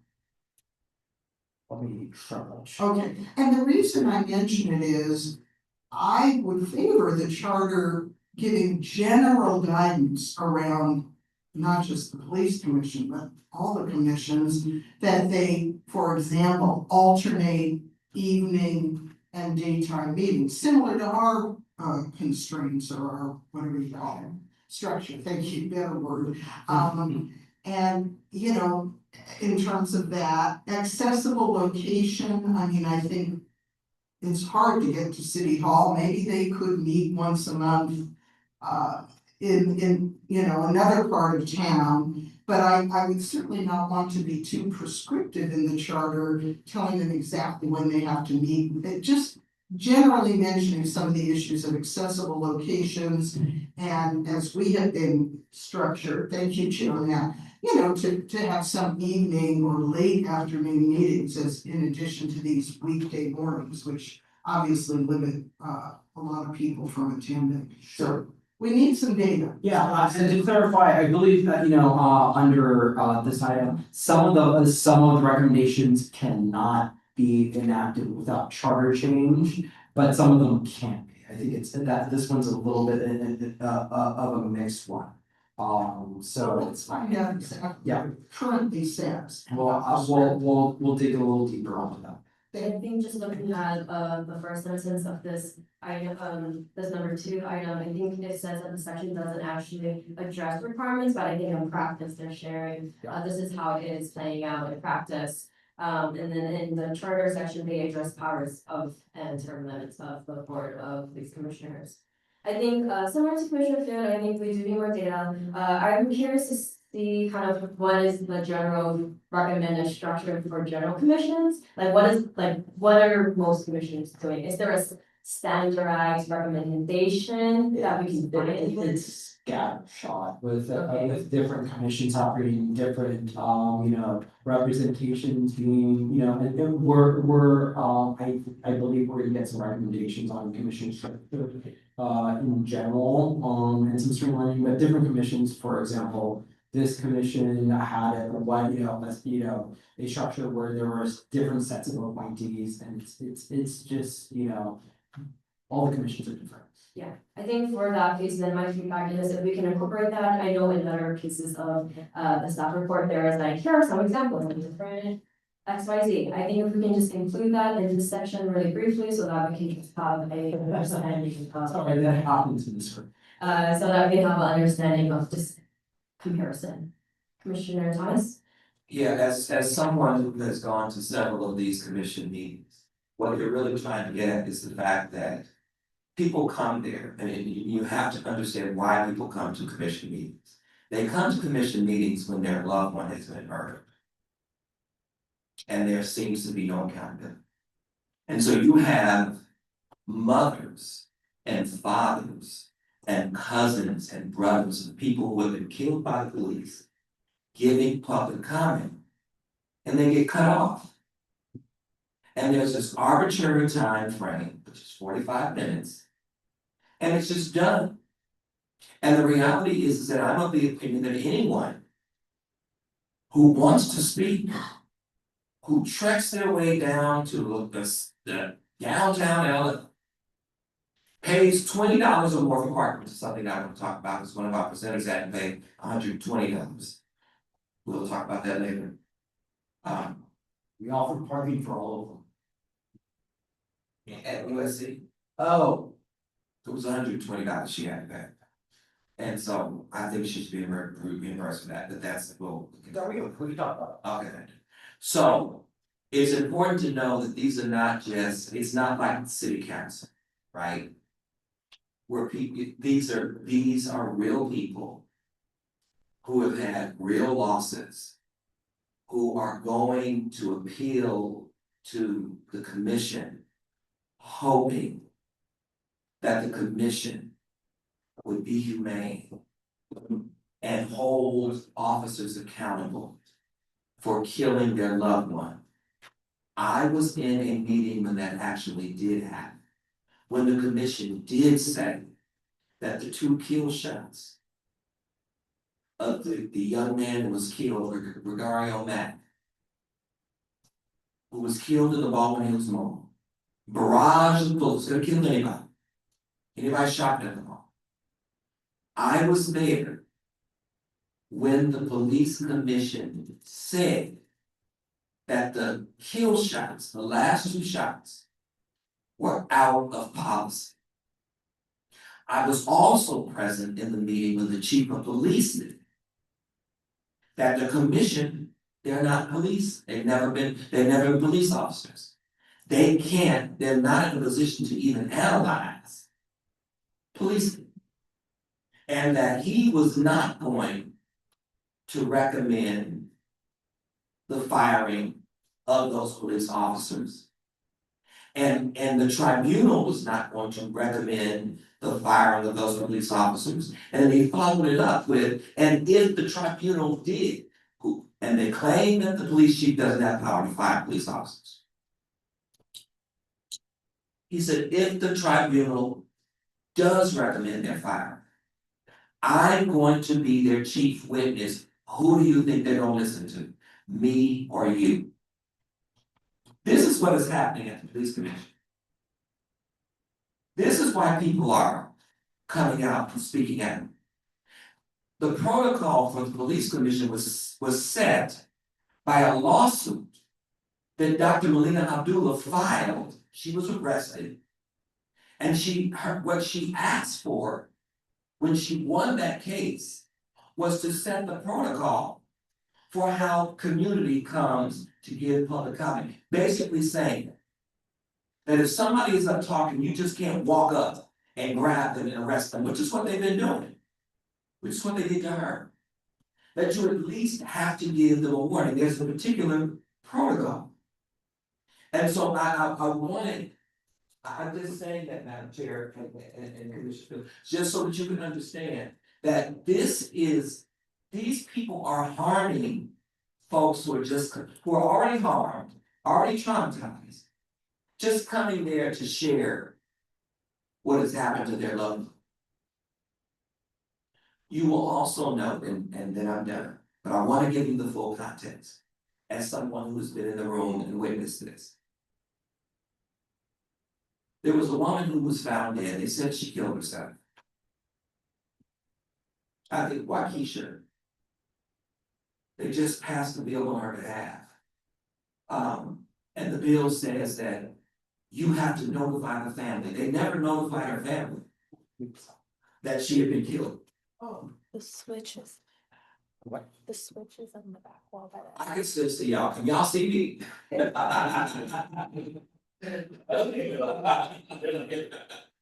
So Waukesha's bill was just passed maybe a week or so ago. Saying that the police have to notify the families when someone dies in their custody. They never notified their family. Now, if you follow the story of Waukesha's aunt, there was missing video. The police chief said that there was no missing video. The LA Times leaked, reported that there was. Let there be light. So Waukesha's aunt, on the last day that the chief of police was in office, she gave public comment. And when she finished, as they tried to wrestle her away, she happened to have had Waukesha's ashes with her. She asked the chief, she said, "You lied. We want to see the last 15 to 20 minutes of the video. You lied." Then she took the ashes and she threw them in his face. I loved it. It was classic. It was classic. And then she said, "Waukesha is with you wherever you go." And I say that to say, this is the commission that we're talking about. These are the people who show no compassion. And in this particular case, in Ricari Mack's case, they did. They said the kill shots, but nothing happened. And so it's not only important that we expand the amount of time that people make public comment, that we treat them with dignity and respect, that we understand that these are folks who are traumatized, and that we handle them that way. We ought to be trauma informed. We should give trauma informed services. The city should have a trauma informed approach, because most of the people who live in Los Angeles are traumatized just by the fact that they're living in Los Angeles. And so it's very important that when we look at the police commission, that we look at who sits on the police commission. There's not one activist on the police commission. It's a bunch of rich folk, executives, who have no willingness whatsoever to do what's right by the people. For last point, for Black people, in terms of diversity, they mentioned diversity. For Black people who sit on the commission, it's a revolving door. They can't keep Black folks. Cause Black folks gonna go along to get along for a while, typically if they have a soul. But at some point, they're gonna say, I can't do this anymore. And so they've never been able to keep Black people, except Errol Summers. And we know why they were able to keep him. Because he's Homeland Security, you know. So I'm just, this is the issue. And we can solve this issue by simply saying, we need real people from the community. Folks that the community want. We should have activists. We should have people who know policing. We should have people who know public policy. We should have business people. We should have the entire gamut sitting on that police commission. Not just folks who are developers, who want to criminalize homelessness, houselessness, so that you can build your 10,000 a month apartments. So that's really what, that's the full kind of context of what they're really trying to address. They're trying to address scathing treatment. And I think they've done a good job of it. And then I was just gonna say, you perfect segue into number 3. I'm gonna pass it over to staff to touch on that part. Number 3 is expand commissioners' diversity demographics. So a proposed solution to Charter Section 571 is that the members of the Board of Police Commissioners should reflect the city's diversity. The collective group Catalyst California, Ground Game LA, LA Forward Institute, and the League of Women Voters of Greater Los Angeles proposed the language be similar to what is used for the City of Los Angeles Independent Redistricting Commission and the City Charter Reform Commission that lists diversity demographics to be considered as racial, ethnic, sex, gender, sexual orientation, age, income, profession, and geographic diversity. The composition of the commission shall include people who have been impacted. For example, a person directly harmed or who has lost a loved one by police violence, and experts in civil rights and police misconduct litigation. Further, they propose including language stating a prior arrest or conviction will not disqualify the individual from serving on the Board of Police Commissioners. Commissioner Hood? Yes, here's some things I'd like the staff to look into. I support this kind of language, it's totally logical. I also, and I kind of, this is linked to another item, I forget which number on our list, but it's part of this whole discussion. I would like to have, and I don't know what information, but I think the commission, first of all, needs to be bigger.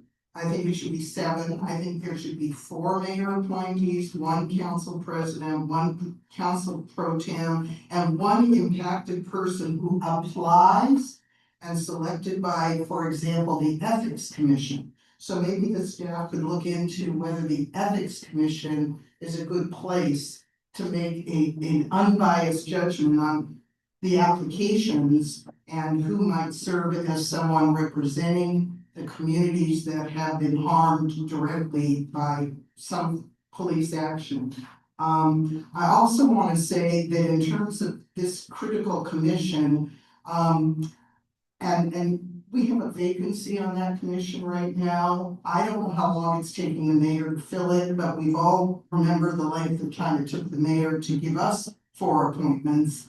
I think we need language in the charter that if the appointing authority doesn't act, let's say within 90 days of a vacancy, that appointing authority, you know, is removed from that person, that position and goes to, again, for example, the Ethics Commission, or maybe, I don't know. I mean, the quality of these commissions is who the mayor is and who they want to put on them. And definitely can't be only the mayor. I like the idea of the impacted person by application, so it's a really open public process. And in my mind, the Ethics Commission is kind of a good, pretty, in general, it's a commission that is designed to make sure we're all ethical and therefore could potentially make a good, less biased decision. I should point out that the current commission, I think Commissioner Thomas makes the point, there, as far as I can tell, there is no currently an African-American Black member. The president however, has a history of community activism. Teresa Sanchez Gordon attended the People's College of Law, along with a lot of our very eminent activist leaders in LA, and she has been a judge and has a pretty good history. But anyway, I don't know that much about the other commissioners, but I do not believe there is currently an African American. And again, I think that vacancy has been sitting there for a little bit, and it would be good if the charter had some consequences for a mayor or a council president pro tem, another interesting example in our case, who doesn't do the job. Anyway, I would like staff research into some of those concepts and their feasibility. Thank you. Commissioner Thomas, any comments? My other comment is that the reason that there's a vacancy is that Errol Sutters was the mayor did try to reappoint him. But Black folks are not interested in that position. Anybody in the right mind who's Black will not be, especially if they're going to be forced to go with the status quo. And so it's gonna be hard for her to find someone to because she's gotta find somebody she's gotta find a Black person who is pro-police. Good luck with that. In Los Angeles, unless you are police, unless you are, that's a very, very difficult job. And so I definitely think that there should be some consequences, but I don't even know if the mayor should even be responsible for choosing the people in the police commission. I kind of think it should be the people.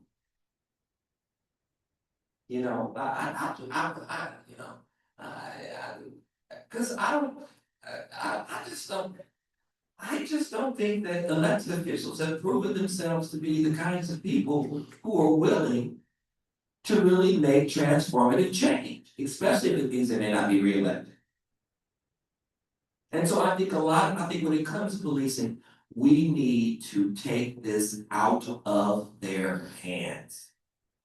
We need to figure out how to take this out of their hands, because I'm not even sure whether or not elected officials with their pro-police agenda, whether it's really their ideology or it's what they feel like they're forced to be, it's who they are forced to be.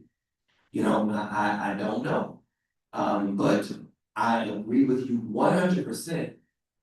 But I just think that maybe they shouldn't be the ones doing this, because at the end of the day, it will be private citizens who are responsible, who will be harmed by policing. And it should be private citizens who are making the decisions as to whether or not a police officer should be held accountable. That's just my view.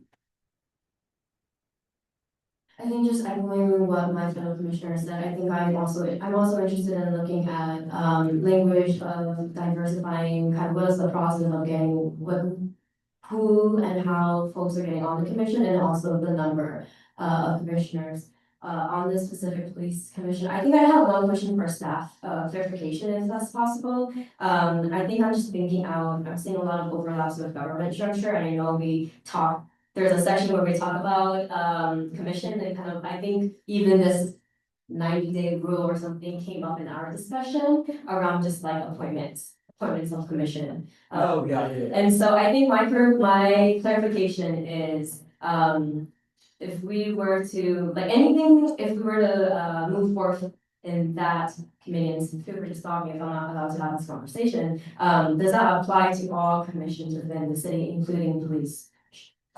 it would, if it was a charter change, so we would ultimately come back, let's say, for example, this would apply to everything. The commission moves forward, if, let's say there was another committee that moved forward, changes to all commissions. We would have to come back with, all those changes throughout the charter, including any commission that's in the charter and saying, you asked to have every commission, I don't think they'll do this, have every commission have this structure. Exact structure, and we would go through and find all the places in the charter where that will be. And the commission would be like, yes, that one, yes, that one, yes, nope, yes, nope, you know, you'll have options to change. So that's another example where early votes will take place by this commission, but are not locking in until later where final charter language comes and says, you voted for this, here's all the impacts. That now we know after doing all the research and working through the entire document and seeing where all those dominoes are and bringing that forward, and then the commission can make those choices. Yeah, no, that makes sense. I think I'm starting, I feel like we mentioned this as a commission, that we're gonna see a lot of overlaps. And so I think just flagging that this is one in particular, I'm seeing some of the overlaps with government structure, and so staff can kind of just flag and kind of see then kind of how we talk about it in that committee versus this one, and then if we're gonna have to, you know, coincide. And I just, if I may, I would add that there needs to be at least one anti-police person on the commission. And maybe one pro-police person on the commission. If instead of all of them being pro-police, but there should at least be one person who identifies as anti-police.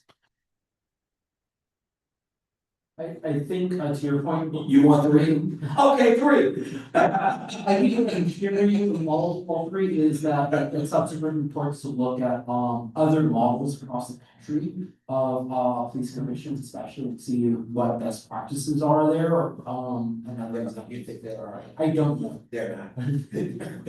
I think there cities are you know, great incubators of ideas, not always, you know, some are making, some aren't making good change, some are saying, some will have absolutely told us, we did this, don't do it. Like this is something we need to fix later, so like, we did make this change, we're not asking you to make this change. So, yeah, it's at least worth looking at it. Yes. That's at least one anti-police. We'll save that for when we make the yeah, recommendation. perfect. Moving on to number 4. Okay, number 4 is new requirements for the Inspector General audits. So the Inspector General has the authority to audit, investigate, and oversee the police department's handling of complaints of misconduct. Section 573 addresses the Inspector General, specifically its access to the police department's information and its ability to conduct investigations related to the LAPD. Catalyst California, Ground Game LA Forward Institute, and the League of Women Voters of Greater Los Angeles proposed there be a requirement for the Inspector General to annually conduct an audit of all stops and uses of force that includes data that is aggregated by race and geography to improve overall transparency and limit racial profiling and excessive use of force. Alongside this, they propose requiring the Inspector General to conduct an annual audit of the Board of Rights proceedings to assess whether findings align with hearings records and quarterly reports on the outcomes of the Board of Rights proceedings. And then we also need a good example of Berkeley, California. Their city council voted in February of 2021 about the pretextual stops into the packet of police reform efforts. And one of them was addressing the Berkeley Police Department's existing early warning system to identify officers potentially making problematic stops by tracking the racial breakdown of those stops. Commissioner Field? Yeah, I'm interested in this potential reform. I just have a question. Could we get our staff, and I don't know if it can be done by Thursday. I mean, I'd like examples of what they currently audit. What does the Inspector General audit on behalf of the Police Commission?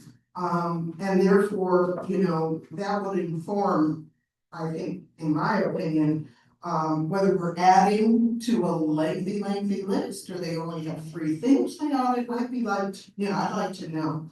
I think this sounds like a legitimate topic for auditing and research. I just like to confirm that that is the kind of thing that the Inspector General does, because I really, to be honest, know what the Inspector does. So hopefully we can get some more background, and also, even if I may, one more thing, just how long have we had an Inspector General for the police department? What's the history of it? Just a little more background if possible. Thank you. Yes, and I'm gonna note that the Inspector General did come to our previous meeting, and I, as a committee, we have said that because we're asked that if you have any questions, happy to also kind of follow up with them. And so that request was made. I think I'm gonna echo, yes, similar comments on my end. I would just like to see more clarity on what is it we do as an oversight entity. And so, are you really doing audit? Like, what are they doing as of right now? Because I think we're talking and looking at new requirements, what are the current requirements? I think that's helpful as we continue this conversation. Commissioner Thomas? Yeah, I think that, organizations like ACLU, they've been doing this, collecting data on potential stops for about a decade. And I think that, I just don't trust these people. I'm sorry, I think they need to be in collaboration with community groups or, educational institutions that track and monitor this as well, or at least whatever their reports are should be compared to them. Because there are folks that have been doing this since forever, and which is why we have a discussion about pretextual stops. The police department doesn't want to end pretextual stops. We had a chief who believed in the broken windows theory. If a window is broken, there must be some crime being committed someplace. I just gotta find it. That was his mentality. That was his philosophy, which ended up being stop and frisk. And so there is a stop and frisk attitude in policing, and this issue of tracking racial demographics and is extremely important. And they always say the same thing. Yes, and they stop. Black folks. All of the data says the same thing. And so I'm not necessarily for another study. I want them to stop. I want them to stop. And so I'd like for, as Commissioner Fields has said, what are you doing now with the data that you already have? What have you put in place? Because your data does that, it definitely says that Black folks are disproportionately being stopped and ticketed. That's all over the country. So what are you doing? What have you put in place to stop that? I think I might just add on to a comment too, referring to when we had presented to us, the Inspector General did focus in and honestly in his remarks said a lot that he wants to do more community work and wants to focus more on working with community groups. I'm just saying that kind of as context for commissioners who didn't hear it, or anyway, online, but I think just making that, I don't know if there's anything currently in what the Inspector General does that it says that, but I'm just curious of what that could be. Maybe that's a follow-up question that I think we didn't get a lot of clarity on as well. Moving on to the next one.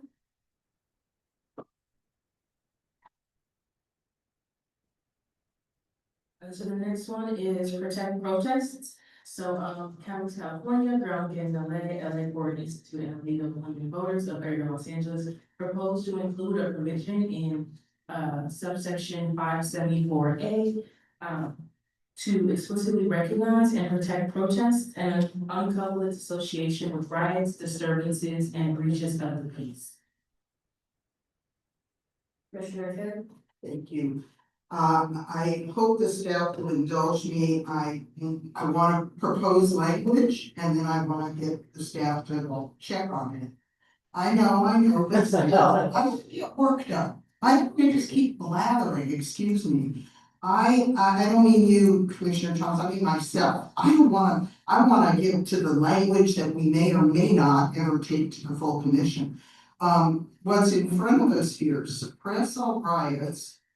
And I would like to have the word violent disturbances which threaten life or property and breaches of the peace. And to that end, and so forth and so on, the rest of the paragraph, and then I think we would add, based on number 5 and also number, I guess it's 6. Peaceful protest is a form of freedom of speech guaranteed by the First Amendment of the United States Constitution and shall be protected by the Los Angeles Police Department. Also, freedom of the press is guaranteed by the First Amendment of the United States Constitution and must be protected by the LA Police Department. Now, I don't know if those are strong enough to deal with the treatment of some of the journalists and peaceful protesters in our long history, but I think at least I'd like the staff to research any impact, implication, problem by adding those sentences regarding these 2 essential First Amendment rights. And again, it'd be good because then we can hear from some of the advocates who may say that's still not strong enough, or you have to be more specific how journalists are treated, or, you know, and then we can talk, I hope, I haven't seen anything in here, I really want to talk about the weapons the police are allowed to use. I'm not sure where that fits in, but I will perhaps find a place. I think it's suppression of riots, the suppression of riots starts, please. I think they're pushing them. I think there could be language that says that certain weaponry should not be allowed for these minor infractions. And if you add violent, then I think it's a little bit different. Yeah, well, and if I may, thank you, Commissioner Thomas, because that's an important clarification. I firmly believe that peaceful protest must not be met by law enforcement violence. And likewise, journalists gathering their stories must not be met. And actually, if this is the section, I want to propose again for staff to research, you know. I just wanna gauge your expectations. So when you're proposing language, we're not gonna be researching until and delving too deep until things have been motioned, seconded, and voted on to approve for further research. Okay, I just Definitely keep these, we're taking up and we're listening, it's kind of guiding our kind of thought process, as you know, but like, we're not gonna follow up with each of these, just because we're already following up with like things that have been approved by other committees of the commission.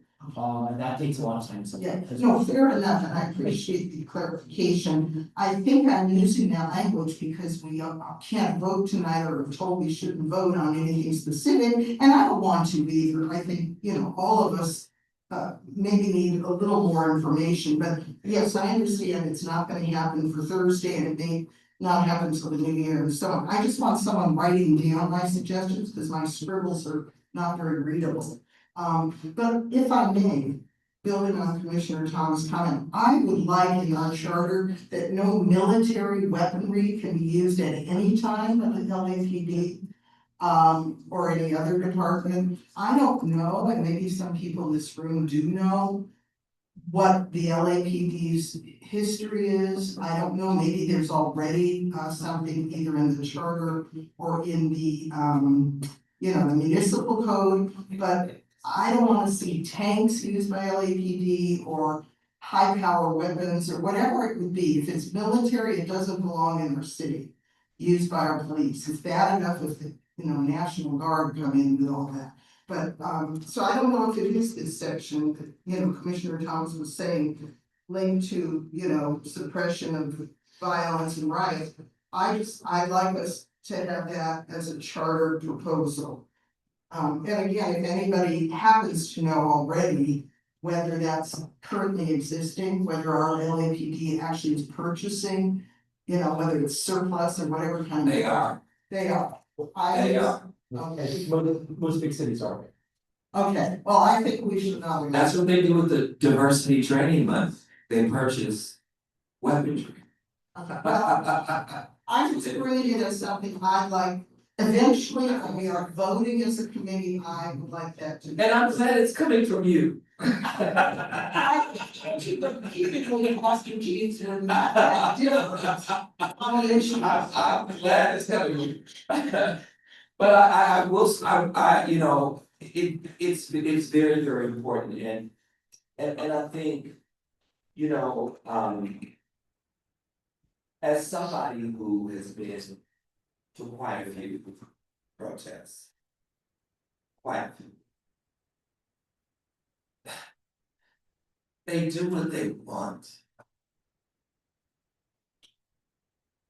They do what they want. If they decide to beat people, they beat people. If they decide rubber bullets are necessary, they use rubber bullets. And what often doesn't get talked about, like at one of the protests against ICE that the clergy did, there was a kid who was like 12 years old who was out there and what are you doing?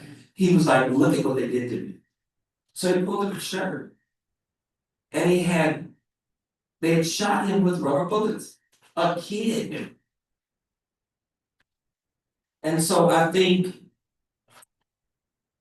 protests, I know this is Commissioner Fields says peaceful protest, but a protest is peaceful. All protests are peaceful. They are an exercise of our constitutional right. When we say, we know, and I know what you mean, Commissioner Fields, when you say peaceful protest. But the police act as if they don't. Because what they consider a peaceful protest is people complying with whatever they tell them to do and saying whatever they say in the way that they want them to. And so when that's not happening, it's declared no longer a peaceful protest. And now they have to remove people, whether they use, they say they use less than lethal force. No, it's not less than lethal force. It's not less than lethal. Maybe the force didn't kill them, but it's not less than lethal. And so,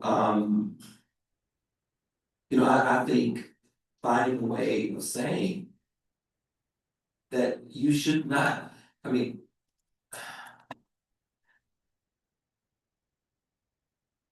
people don't bring guns, well, unless they're Republicans, and then they can shoot people with guns at protests, and then nothing happens. Right? They can kill people with guns, and then nothing happens. People are not, the people who protest in Los Angeles are not folks who are carrying weapons meaning to do anybody harm. That is the reason they're protesting. I mean, even Martin Luther King said that riots are, the riots are the voice of the unheard. I'm slaughtering the quote, but it's because you're not listening that people protest. And so, you know, I think we have to make that distinction that any protest is constitutional. And we can't allow them to define what that means. They define unlawful assembly. Yes. As being boisterous. Right. Right, that's what they do. This is an unlawful assembly. And the only thing that people are doing is shouting down, I mean, they're chanting. And you know, I think truth is probably the greatest weapon with regards to policing. And the refusal to bow down to the lies. And so I think, you know, we have to figure out a way to get this. My point is, we gotta figure out a way to get this in here. Because we gotta protect, we have to protect protesters because they are our last line of defense. And one of the, I'll never forget during the George Floyd protest, when we did a memorial, it was all of the clergy. And we had caravans going from like 5 different areas of the city. We brought caskets down, we had hearse, the whole 9 yards. Well, while we were setting up to do that, about 100 riot police showed up. And they were about to arrest us. And we got on the mic, Pastor Q, as a matter of fact, got on the mic and said, we need our white clergy to come around here and use your white privilege to stop these police officers from arresting us. And all the white clergy did exactly that. Those police officers left, and we shut down that intersection for 4 hours. This is what's going on here. We thank God for our white colleagues and comrades who support the freedom work. But it is race-based. People of color are treated differently when they protest. They are treated differently. And so, that's just I don't know, Madam Chair, how we can word that. I would ask staff, just make sure that we have recorded all of the notes for that. I have personally no additional comments on this piece, but I think this is a continuation with number 6, and so we're gonna have staff read out that section, and continue conversation there. So number 6 is ensuring First Amendment right protections. Charter section 574 discusses the powers and duties of the chiefs of police. The collective group that we heard from on December 11th, Catalyst California, Ground Game LA Forward Institute, and the League of Women Voters of Greater Los Angeles proposes to add First Amendment right protections to the section to ensure these rights are protected. They propose the protection of all 5 freedoms within the First Amendment. However, they highlight the freedom of press. They specifically propose the powers and duties of the police chief should include a provision honoring First Amendment rights and the public's and journalists' rights to document activities. I already said my piece on this. I think no additional comments on this section, but I think, please record everything else that was said prior. I think we're good to move forward. Commissioner Plus, do you have any final remarks on this? I was just gonna mention, a cell phone in the hands of a citizen is press too. Because most of the news that we're getting today is not coming from mainstream media. It's coming from independent sources. It's coming from, we know what happened with George Floyd because that teenager videotaped. Was that any less news than if it had been reported there? And so I think we need language that suggests that anyone who is surveilling misconduct could be considered press and have these rights.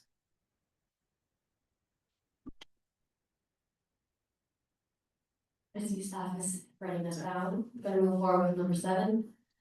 So number 7 is improved public record disclosure. Proposed recommendation to Charter Section 574 is for an additional duty for the chief of police to ensure law enforcement records are made publicly available to the maximum extent allowed under California state law. And in the instance of non-disclosure in response to a public record request, the burden of proof shall be on the chief of police to establish why the record in question should not be disclosed.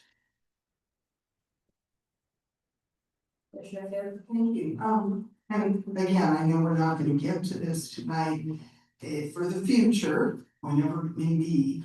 I'm curious, I don't think I fully understand what kind of records. I don't know if this is about, the officers accused of misbehavior, misconduct. I'm not sure what kind of information is being discussed here.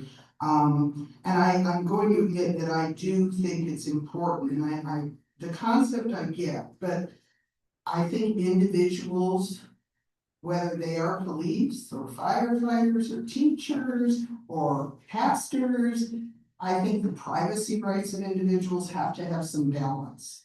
And I understand when people are serving in a public situation, such as police, you know, their behavior is gonna be scrutinized more than most of us. But I think I will want more information. What exactly is it that people are saying is not being released in terms of records? I know that there is a reluctance to release, and I think what they're getting at is that there is a reluctance to release what should be released. And so a lot of times the police will simply not, they don't release bodies. Like, you know, so there is a lot that, you know, when people file a public records request, it's very specific. And the agency has a responsibility to release those records. What the police tend to do is not. And so if you don't get a lawyer and you're not filing a lawsuit, you may not ever get those records. But that is your right as a citizen to, it's through the Freedom of Information Act. You know, you can't, I don't think anyone could request information from any of us. And we would have to comply. And so why is it that the police feel that they don't have to? And I think that's what this is getting. I think just echoing one of the current requirements, I think again, similar with the previous items that we touched on, is continuous asking like what is current standing? So that we can make more informed decisions going forward around this. Moving forward, number 8. So number 8 is to require the LAPD to pay legal settlements out of their own budget and not the general fund. So currently, the city of LA pays liability settlements out of the general fund, which means taxpayers' funds are paying for harm done by the work of any city department, including the police department. Alongside liability settlements, the general fund pays for key services and maintenance throughout the city, including funding support for youth, parks, and etc.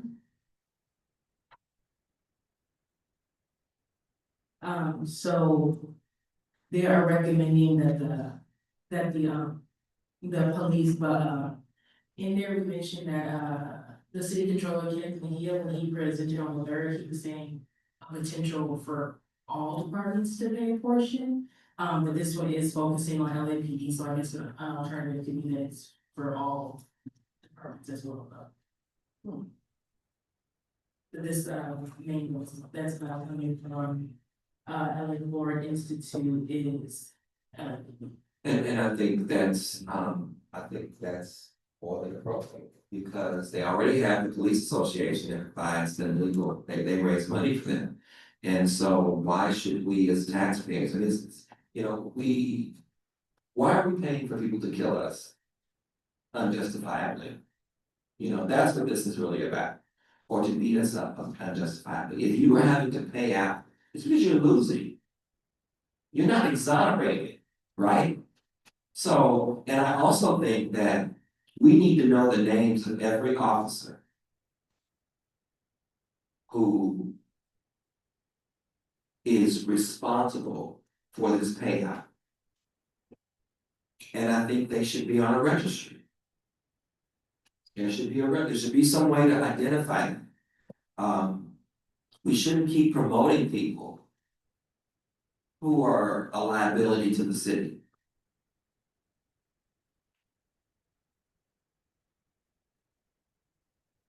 Yes. Commissioner Field? Yeah, you know, I find this a really intriguing concept.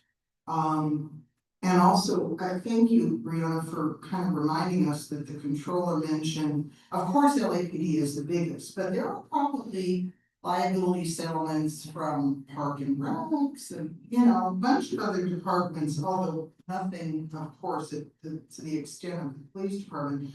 I would be interested in you know, I like the whole picture, not just the police department liability, which we know is humongous, but some of the other departments are, just so we have a sense whether this should be for all departments and what that would mean in terms of big picture of the budget. And you know, when I first read this thing about Minneapolis, I thought, you know, what a cool idea, but I'm going to tell you, I'm going to do the devil's advocate here because I guarantee you the answer will be, it will destroy recruitment. That if they have to pay for their own liability above and beyond some minimal amount, they'll never come work for the city. Good. I know, I heard you say you're abolitionist. You and Professor Abdullah, and I'm sure others, but anyway, I just, you know, I'd like to see this not just about police, but just curious what other departments are having these settlements. I don't know how public this stuff is. I know it's probably closed session for the council, and I guess we, the public, tend to hear just, oh, they approved, you know, $20 million because family is bereaved of a family member. But anyway, yeah, I'm interested in more information. Thank you. I just have one quick question, and I think it's more of a clarity for my understanding of what we're working with, but really, I think my question is there currently a directive of why City of LA currently pays out the settlements from our general fund? I think I'm just trying to understand, like, this is how it is. Is there a reason why we're doing it this way? Is it written somewhere? Is there a directive somewhere? And I think that will inform us. And I also, I do wanna address Commissioner Field's concern, and you know, it's valid and I understand that, but I think that people who go to policing for the right reasons. See, what we have currently is that we have people who are going into policing for the wrong reasons. They don't police the neighborhoods that they're in, that they live in. They, you know, come from someplace else. Yeah. Many of them, you know, a lot of them from Simi Valley, a lot of them from, you know, the outskirts, and they don't know what it's like to be in an urban community, and they are afraid of the urban community. As a matter of fact, I think his name is Dr. Green. I think it was Deputy Chief Green. You know, he was the first police officer that was honest, who said, well, when I started living in Simi Valley, and I started working in South LA, I was afraid. The first police officer I ever heard say that. And so I can appreciate that, but if you're so afraid that you mistreat people, then maybe you shouldn't be in their communities. And so, as someone who is often asked to recruit people into policing, it's a difficult task because the culture is one that doesn't support people who are really there to serve the community. And that's why all of the wonderful cops that you will find they're all like working in the community, what is it, the community, whatever. Yeah, they don't even let them go out they're confined. They're the ones that you see in public relations. They're the ones that you see talking to communities, because these are police officers who are there for the right reasons.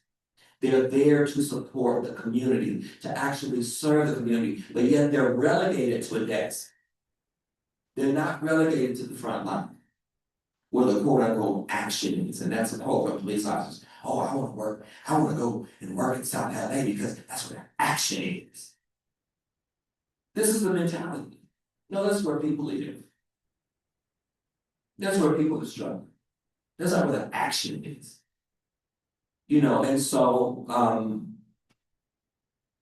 I think we have a plethora of doctors, and they all have to have malpractice insurance. We have lawyers we have pastors who have to pay for insurance. We have to pay for insurance. If you give bad advice and somebody sues you, oh, absolutely. Yeah, they do. They pay a whole lot of lawsuits. boards of directors. So there's no one, I mean, people don't pay your insurance for you based upon your misconduct. You know, so, and again, if they don't want to be policed because they have to pay insurance, what that says is that you are one who can abide police misconduct. And you should not be on the force anyway. But I promise you, as soon as they have to pay, they're gonna straighten up. It's not gonna be the thing again to hit some kid who is a person of color in a low-income community because he quote unquote disrespected you. If it costs you something. And so they can say all day long that it's going to lead to attrition, whatever they want to say. At the end of the day, if you are committing misconduct, you need to pay for your misconduct like all the rest of us. You still have your police association that's gonna raise money for you. So it should not be handled by the city at all.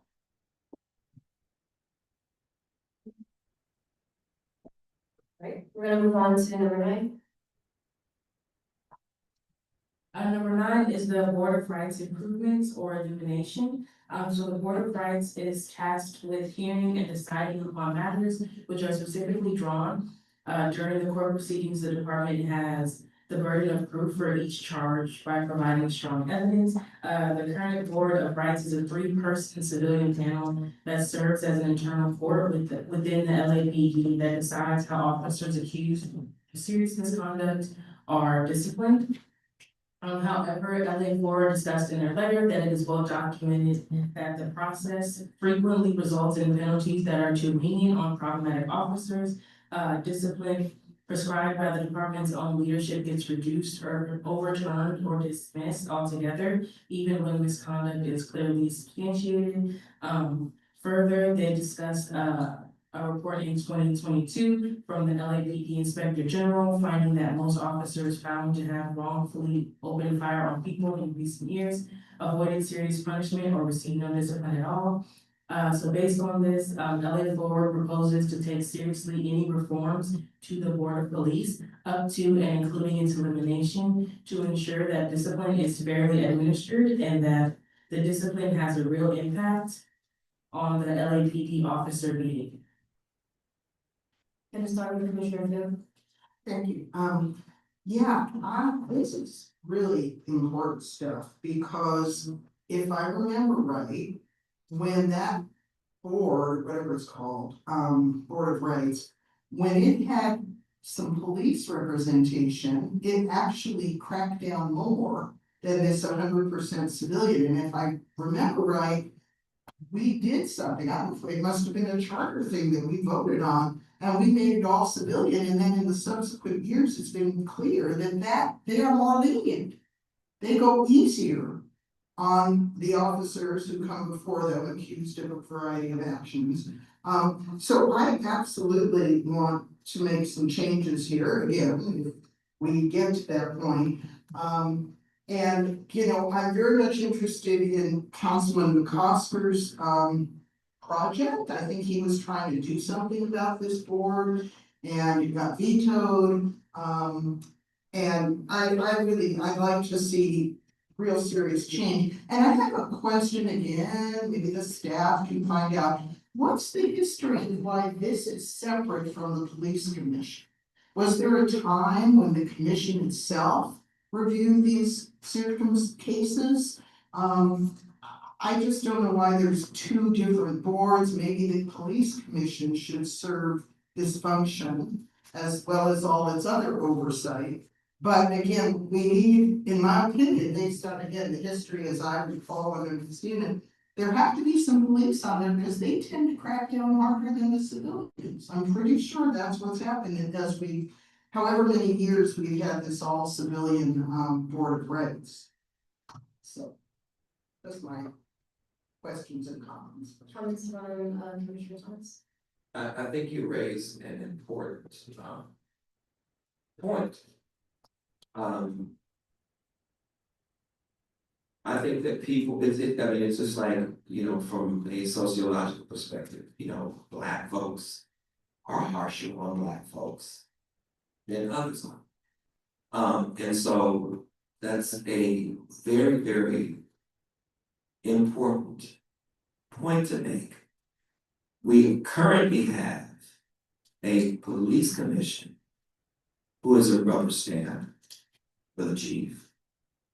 And we now have this Board of Rights who is a rubber stamp for the chief. He will argue that he has no influence with it, that he has no power to fire. It's not true from his own mouth. And I do think that what is key to all of this is the people. How are these people being selected? And maybe, well, not maybe, I just think that the community needs to have some input into who is going to litigate or judge these matters. I don't know, I just don't think you could look, it just.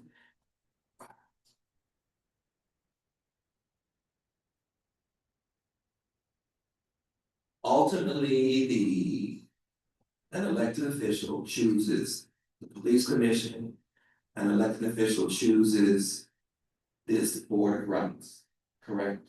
I'm looking it up right now. I think they do. So now, I'm running for office. And while I will say, I'm not accepting police money, because they're all big, that's a new thing now, nobody wants police money. But that doesn't mean I don't lean towards police. And so I don't think that I just don't think that they should be. To be truthful, if with all of the reforms that we have recommended, if these stick, we would have done transformative work for the city of Los Angeles. Big if. Yeah, it's a big if, but I believe in miracles and fighting too. So that's interesting. So I think we should look at what was happening beforehand. Because I don't know if this was after the consent decree that they came up with this, tribunal with this. Sorry. I'm just finding the section on composition of board rights right now. There's no legislative history behind it, so that's something we can look into per Commissioner Field comments earlier. Yeah. Okay. Yes, you want. Sorry, it was referencing the Grand Game letter a little while back. There's this one. I was gonna point out some of the material that presents to us. I think also, in addition, I think I wanna, The community does for us. This is why we need them. I wanna also highlight, what our, two other commissioners have said. I think I wanna honestly just wanna see more. I want a little bit more context of, kind of what has happened in the last few years, and so I think the Commissioner, if you mentioned it, I believe this Charter Amendment C was made.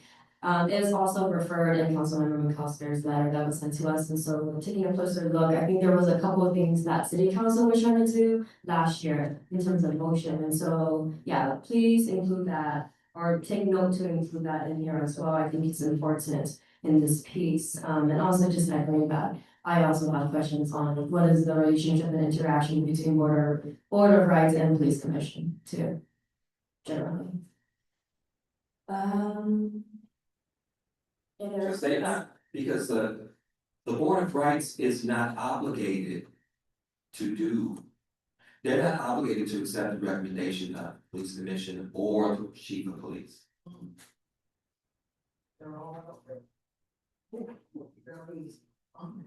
it's the Board of Rights shall be composed of 2 officers of the rank of captain or above, and an individual who is not a member of the department is the only member, except as provided in the other paragraph of section above. But are you sure that's current? Because there are currently 3 civilians. According to our document. So civilians can apply, and then their applications go through a subcommittee of the Board of Police Commissioners, which then that subcommittee's recommendations gets referred to the full Board of Police Commissioners for So the selection. commissioners select the Board of Rights, which does the disciplinary stuff. And again, I'm confused because this thing about that there's officers on it, our information says it's a 3-person civilian, it's either. I mean, my understanding is this whole issue is partially because ones who didn't include any current officers, as you were indicating, are harder on each other somehow, then the rate of discipline dropped. The civilians were easier on the accused officers, so anyway, we need more information. It's gonna. Yeah, I think I saw somewhere that at one point it was like 2 civilians versus 3. I think just, more clarity on what is the current standing. I think it's all, I think we're getting different information here. Let's move forward. I believe we started to look at 10. And so, staff, you can read that part out. So 10 is to give the mayor and city council more direct power over LAPD, potentially equal to or greater than the police commission. So the Board of Police Commissioners is composed of 5 civilian members, 4 serving currently as vice president is vacant. They are all appointed by the mayor. LA Board discusses that while the board officially has authority over the police department's policy, it lacks the authority over employee discipline and any direct ability to ensure that policies are enforced and respected. So in response to this, LA Board proposes that the Charter Commission consider whether the current system of the mayoral appointed police commission is sufficient to this important task of holding LAPD accountable. And what if not other structures of governance and oversight deserve consideration. More specifically, LA Board proposes amending the charter to clarify the language within section 571 and ensure that the mayor and the council have clear power for some combination of hiring, firing, and setting policy, having co-equal power to the commission, if not more. And then Councilmember Hernandez, when she came on the 11th, she also discussed the same thing. She was saying that currently when the city council attempts to set policy, they are not directing LAPD, they are directing the Board of Police. The Board of Police Commissioners to consider directing LAPD, thus not guaranteeing consideration of the matter and not guaranteeing implementation. Under the charters, the city council has no power to require LAPD to provide clear answers or to adopt policies that will protect immigrant communities. And so they must rely solely on requesting the police commission to investigate. Due to this, she also proposed providing the city council and the mayor with the authority to set and enforce policy and procedures within the LAPD, or ultimately revising the role of the police commission.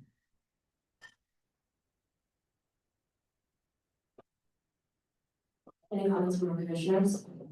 I know Chief Olugule was it was the city council working in conjunction with the mayor. And what it sounds like is that that's not necessarily happening today. And so, you know, I think one of the ways that you get at that is what I think has been recommended in terms of having city council, you know, either you can expand the number on the commission to include city council appointees.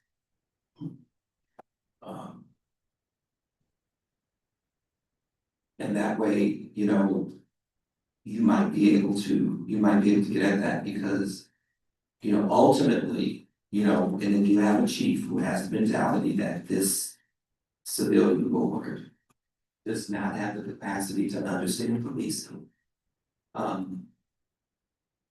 It remains the same. And I think it needs to be clear who actually has authority over the chief of police. And we talk about policy, the same thing that you hear, you know, at universities, particularly in terms of you have a board of directors and they're not responsible for the day-to-day.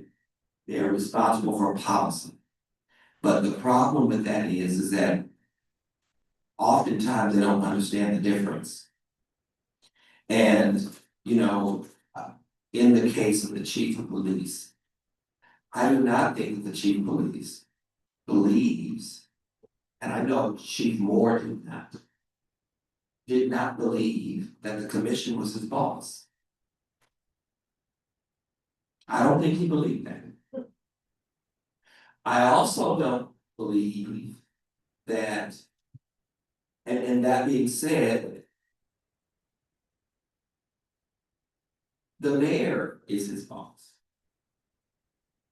And so as long as he is doing what the mayor desires, then he's fine, whether he's not doing what, even if he's not doing what the commission wants, even if he's not doing what city council wants. And so,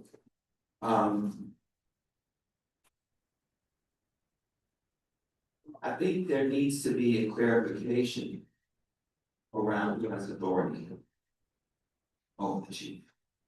And I think that expanding the number of people on the police commission would be extremely helpful. It seems like there's more than 7 police commissioners. It's 5. It's more than 5. Probably 4. Kurt, what? Okay, but No, but I'm saying it's more, you know, there seems to be quite a few. they're my committees, their staff. I'm just saying officially there are 5 appointed commissioners. No. There's a lot, there are way more than 5, it looks more like city council. When you go to the commission meeting. So By the way, I'm shocked that there's only.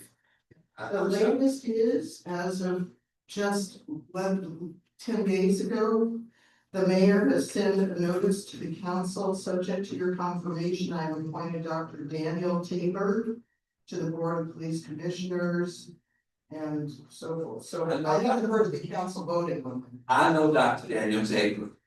He's gonna do the right thing. Oh, well, he's been nominated. He's gonna do, he's gonna do the right thing. I think Dr. Tabor is gonna do it. Any additional comments on this one? All right, let's move to the next one.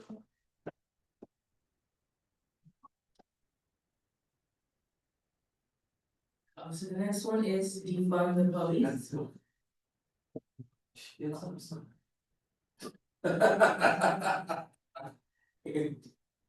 the next one is defund the police. The people's budget discussed the data they have collected over the last 5 years from residents throughout the city of Los Angeles.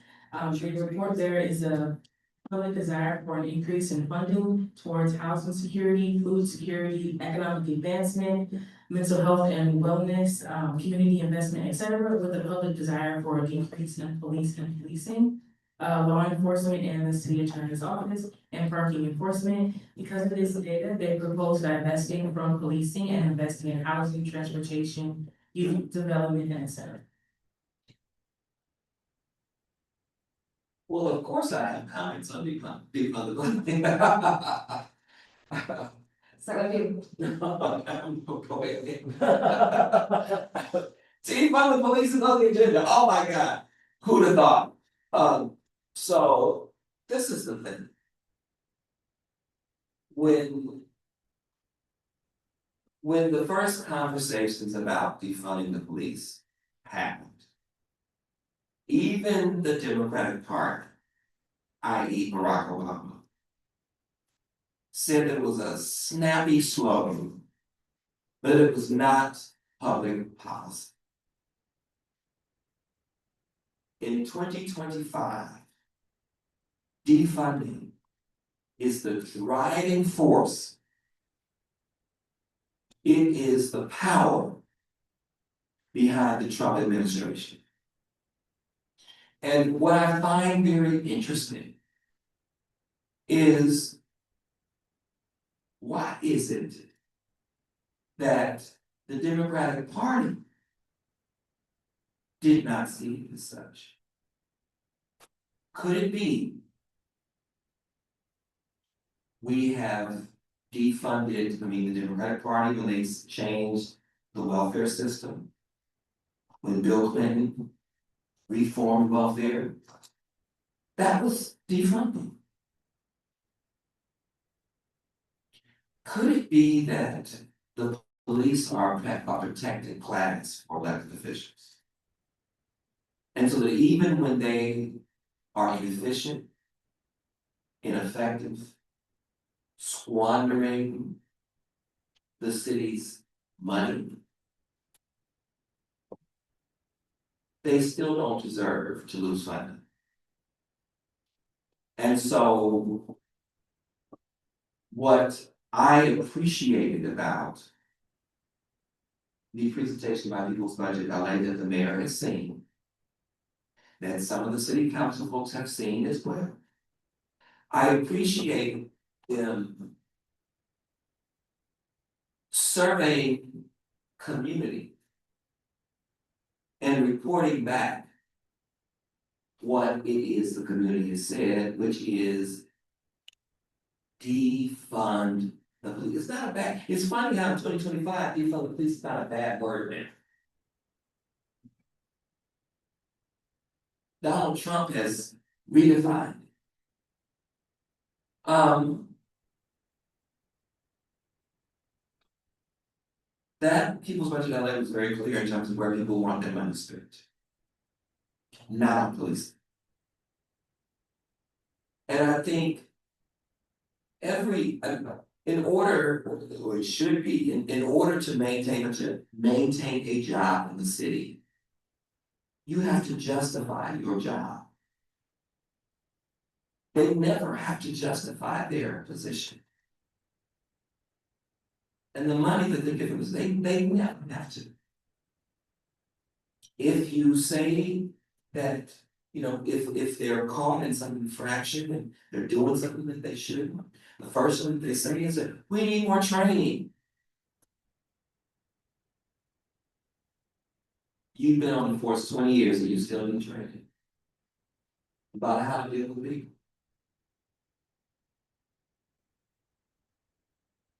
Again, in the book Breaking Rank, former police chief of San Diego and Seattle said that when the police demand money for training, they use the money to purchase more militarized weapons. If you have a gun, there's a tendency that you will use one.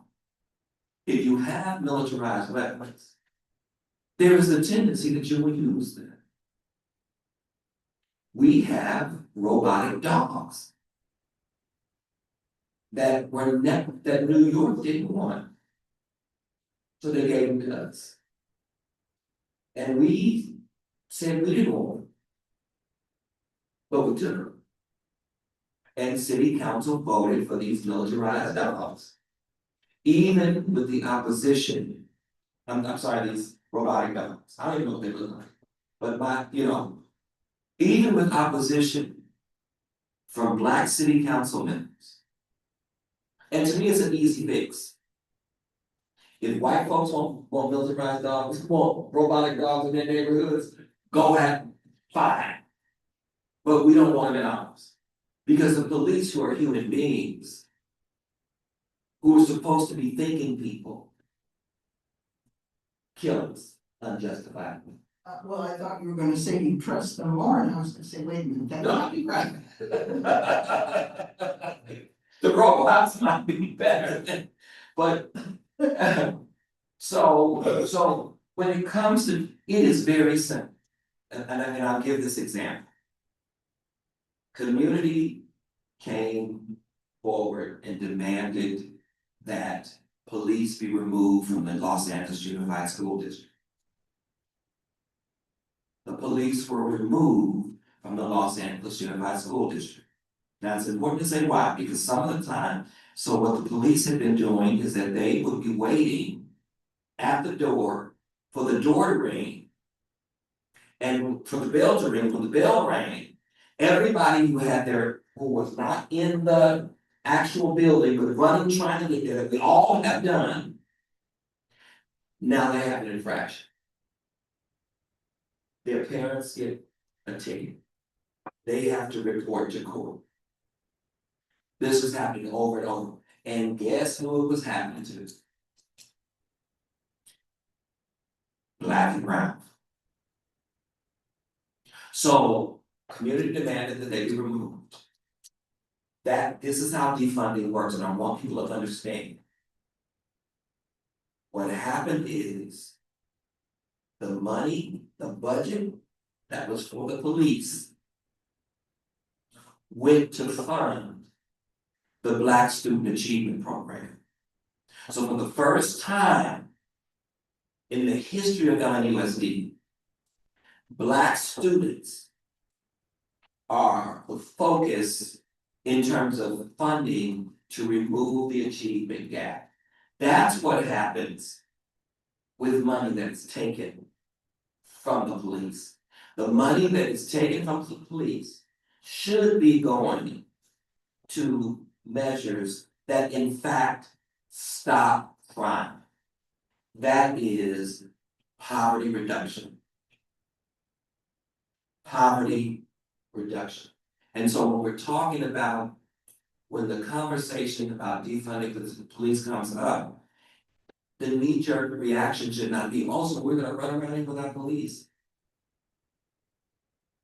If we put measures in place, we're gonna get better policing.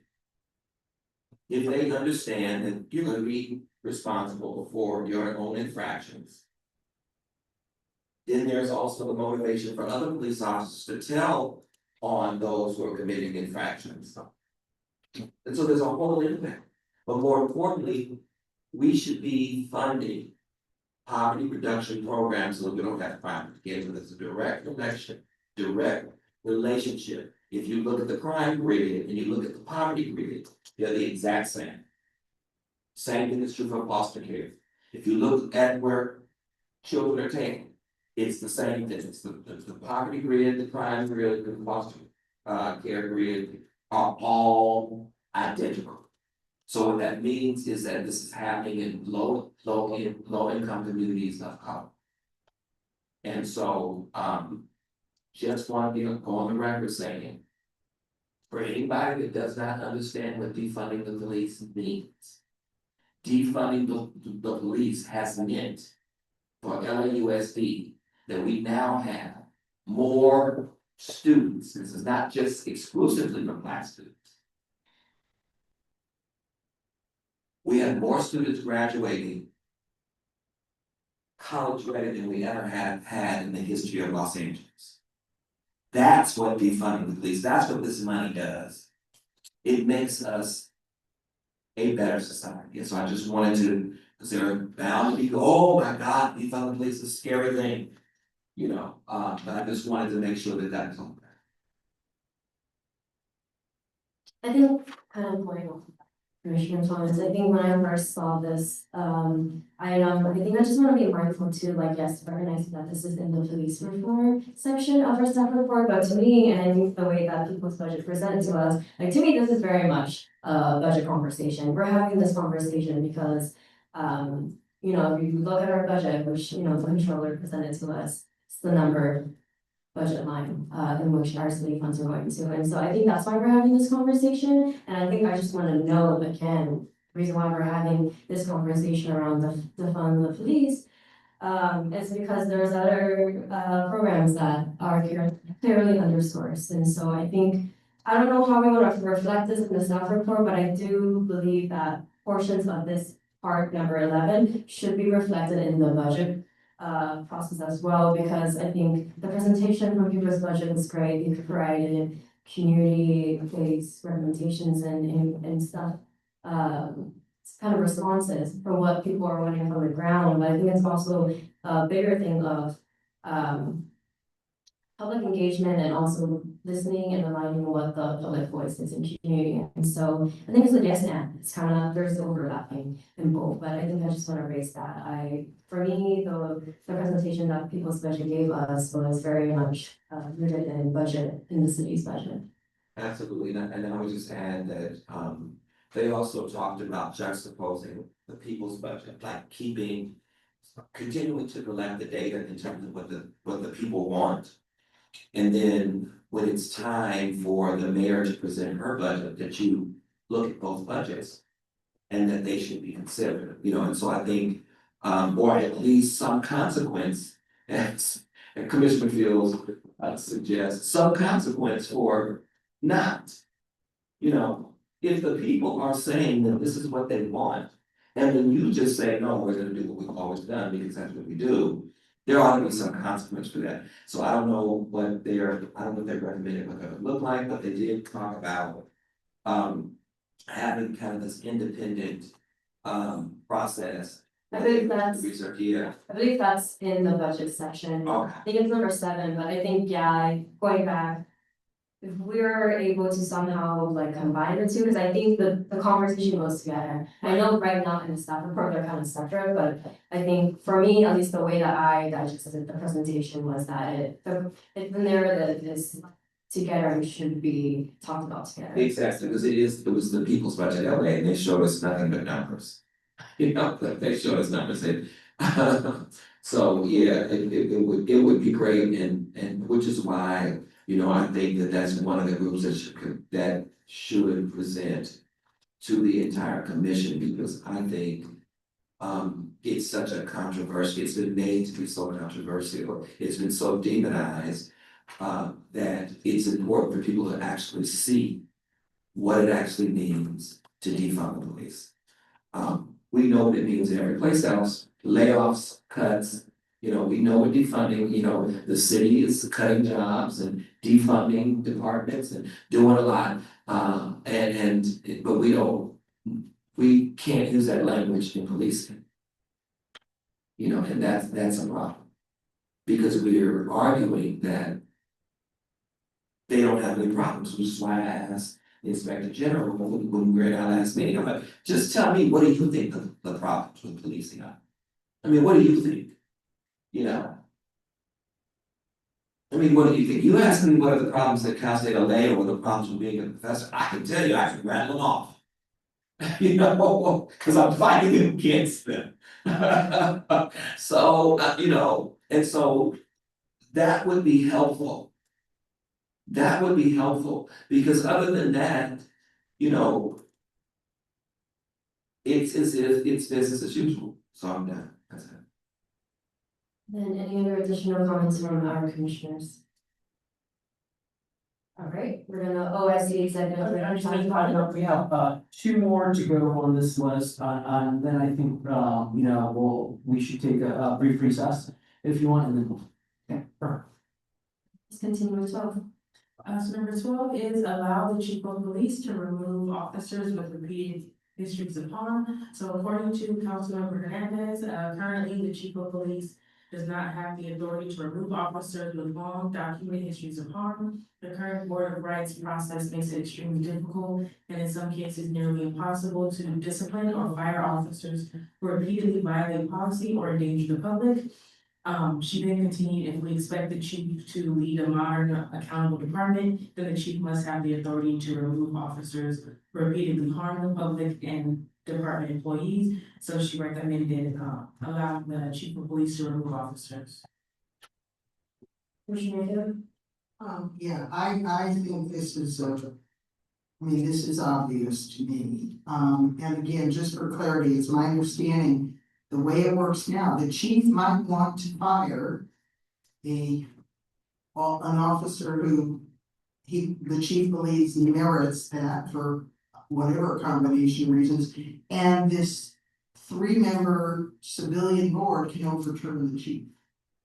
And that's why the chief, I don't know if the chief talked to the council member, or I don't know if she knows all this currently, but that's why the chief does not currently have adequate authority. So anyway, I hope we pursue this. And I don't, I'm. One. The chief is not telling the truth. He can fire them. He can direct that committee. It's. There, you know, I don't know 3-card knowledge, I don't know if you ever heard of that.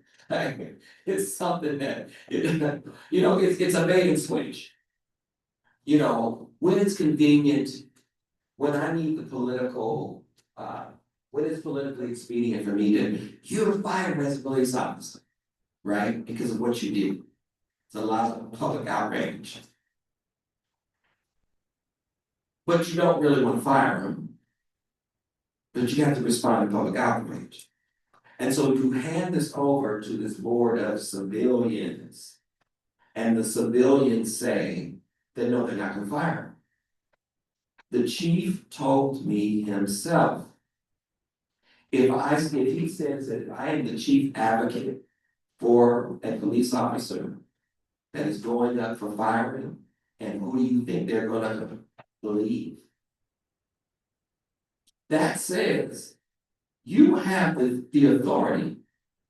Maybe it's indirect, but you have the authority to fire these officers. You just don't want to. Now, he didn't make that remark. He made that remark to me at a community meeting. He didn't make it public that he said that. And so, I don't know how I feel about that. You know, just from the standpoint of, what does that mean for Black officers? Because we do know that there was an incident, a Black female officer who stopped an officer from brutalizing someone, and she was fired. She was fired. And she was an officer herself. And she tried, you know, and so it's too much racism and anti-Blackness in this city for me to, you know. I mean, for all I know, the chief could just go around just firing all the Black officers. You know,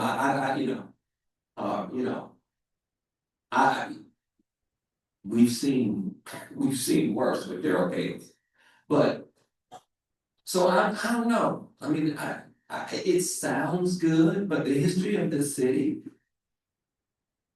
you know, I don't know. I don't know. So I'm you know, and I do know that when we would meet with the chief as the NAACP, he would have a group of Black officers. And like a room full of Black officers. Which is kind of interesting. But when we got the new Chief McDonald, he disbanded them. So, you know, I don't know if he's got another group of Black officers. You know, we met with him again, and there were some Black officers there, but I just don't think the corruption is from top to bottom, and so, you know, these are people, you know, as much as I don't like police officers and want them to be replaced with people who won't cause us to revisit slave catching, as much as I would like to, you know, I also know that there are officers who took a job because they wanted to do the right thing. And I know that doing the right thing in policing is not rewarded. And so it could end up being a way of pushing people out who may have the best for the community in mind. I said that publicly.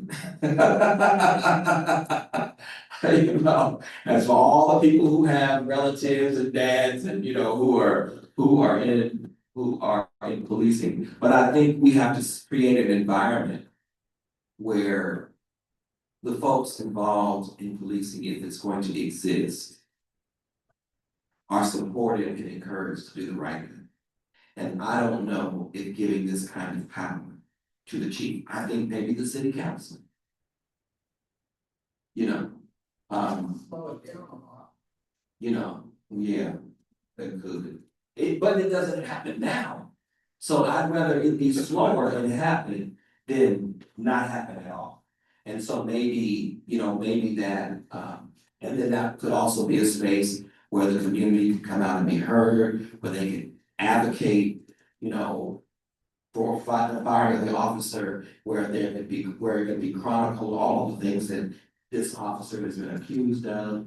But I think that there should be some accountability, and I don't know I just don't know if chiefs of police are willing. I mean, we do know that happened in, what was it, Newark, where all the police officers were fired.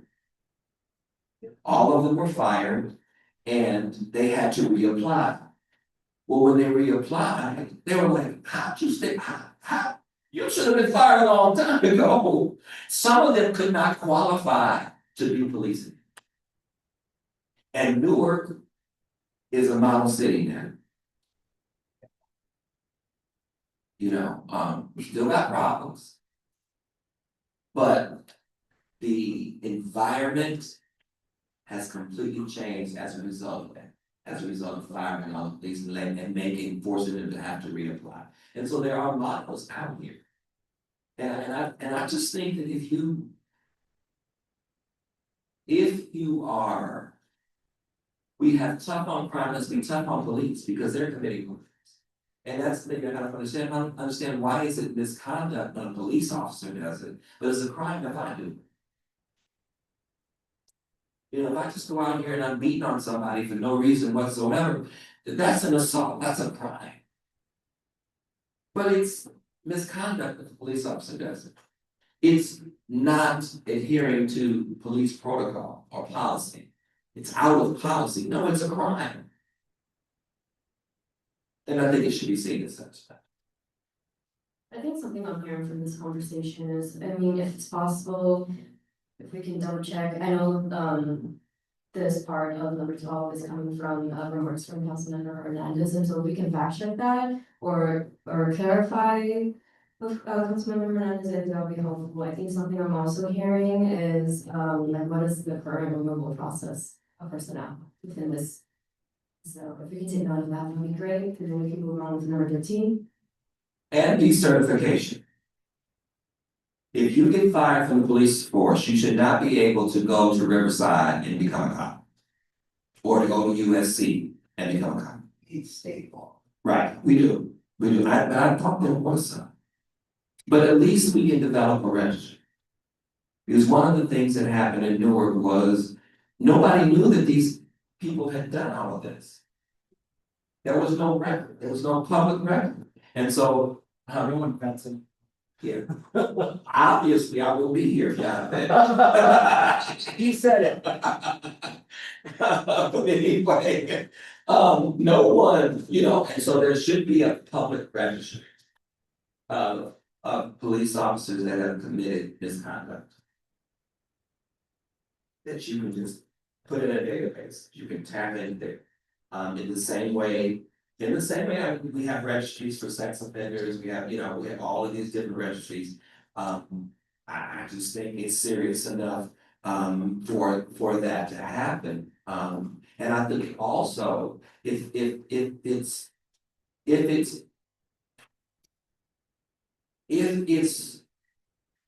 making you seriously look at your livelihood, you're going to think twice about beating or shooting the smart math kid.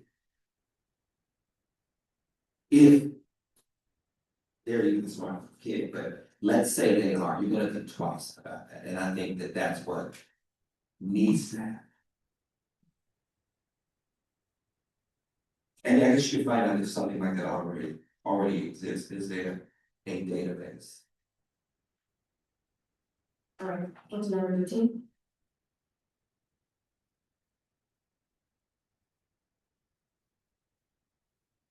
And number 13 is to mandate periodic data-driven reviews of LAPD deployment and equipment. This one also comes from Councilmember Hernandez. So she discusses during the fiscal year 25 to 26, the budget hearings, her office discovered that LAPD's helicopter program, one of the largest and most expensive in the country, is still justified using research that they have since old. The research they found predates body cameras, GPS, digital dispatch systems in half of the neighborhoods in Los Angeles. Further, during these hearings, the LAPD could not produce modern data demonstrating that these flights improve safety, reduce crime, or prevent harm. The only metric they provided was that for every 40 hours of flight time, the Air Support Division makes one arrest without specifying if these arrests result in charges, convictions, or improvement in public safety. So in response to this, Councilmember Hernandez proposed amending the charter to require the LAPD to periodically provide updated data-driven decisions about how LAPD deploys resources, uses equipment, or structures entire divisions of the department to ensure the safety of both officers and the public.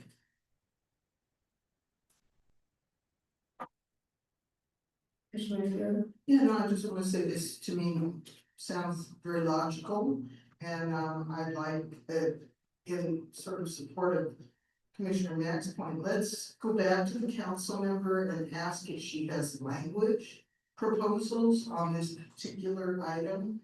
And I might mention that I recently watched some of the police commission, and this topic about the helicopters came up. And they were given their report, you know, by one of the staff, and they were very happy with it. Whether they knew it was out of date information, I don't know, but yeah, I think we should get more, just some concrete language proposals from her on this issue. Thank you. What I recall when Chief Williams was the chief of police, that he stopped city council from using the helicopters.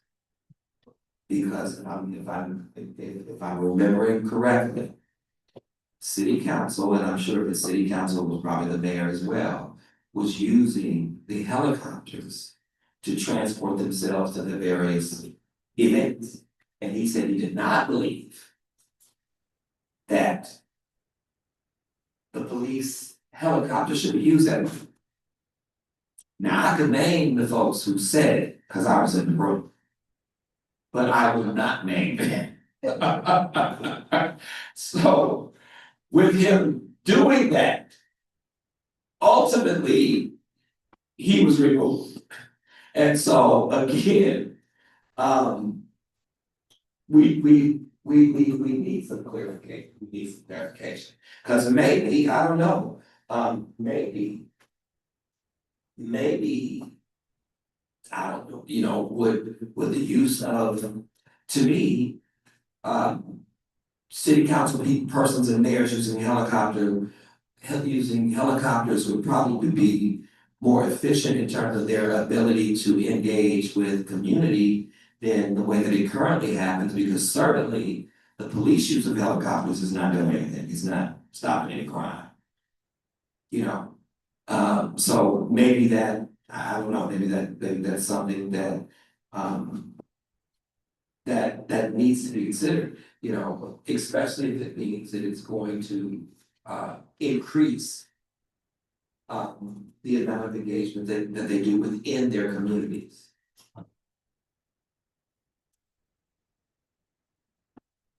Yeah, I think overall, I think like initial thoughts as I'm reading all of this is like the sustained conversation of auditing, and maybe this is something, I think once we get more information on what the Inspector General does, or whoever is auditing other city budget, I think that's a conversation I see in our report. It also says Controller's Office, so I think just knowing that. That said, we're gonna take a quick recess. Right now it's 7:12. We're gonna come back at 7:17. It's a no for one. Carry on. Please tune in. All right, thank you. All right, we're gonna take a recess. I'm gonna turn into a bus. I'm gonna drive home while it's still safe.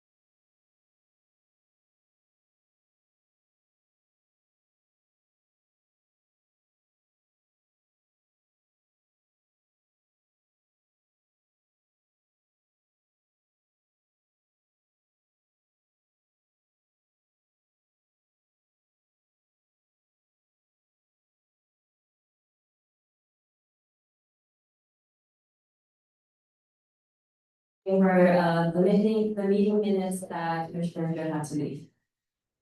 We're gonna continue on with the rest of the staff report. I'm gonna pass it over to staff to continue on with the rest of the sections. Thank you, Madam Chair. So, let's see, let's go back, let's kind of start at the beginning and just talk about again, us and who staff consulted on these various, topics. And, you know, we've got a couple slides here that, where we pulled, all of these recommendations. And again, so much appreciation for, the departments, the, city leaders, the community groups, and others who, participated in contributing to this document. This is, as much their document as it is ours. So we are gonna get back into, the beginning and just jump to budget process. And I'm gonna pass this over to, my colleague, Michael. Good evening, Commissioners. I'm Michael Schultz. I'm a policy consultant, working with the charter reform staff, helping them do research to put together staff reports like the one before you today. So to start off on budget process, stakeholders on budget related charter reports are generally focused on ways to increase transparency, oversight, and public participation. The primary idea that multiple stakeholders have raised is shifting to a multi-year budget cycle rather than the current annual budget cycle in order to address the conditions that have contributed to our current fiscal crisis. And our report includes 7 reform options for the city's budget process. So as mentioned, the feature reform, to start us off here, that many groups have commented on is enshrining the charter a 2-year budget process for the city. Stakeholders claim that a 2-year budget would create time for and elevate goal setting and performance evaluation. As part of the budget process, enable a separate dedicated process for capital infrastructure planning, better facilitate public participation and encourage longer term fiscal planning. Typically, cities that use biennial budgets adopt year 1 as a fully binding operating budget and treat year 2 as a detailed forecast that is updated during the next budget cycle to reflect revised revenues, departmental needs, and policy priorities. Cities still conduct annual updates and mid-cycle adjustments to account for changing economic conditions, ensuring that while planning is biennial, oversight and refinement remain continuous. The CAO and controller both provided options for what this process might look like in LA, which we included as attachment B at the end of the staff report. The next reform is to establish performance-based budgeting in the charter. Currently, the mayor sets budget priorities and policies in the earliest stage of the budgeting process.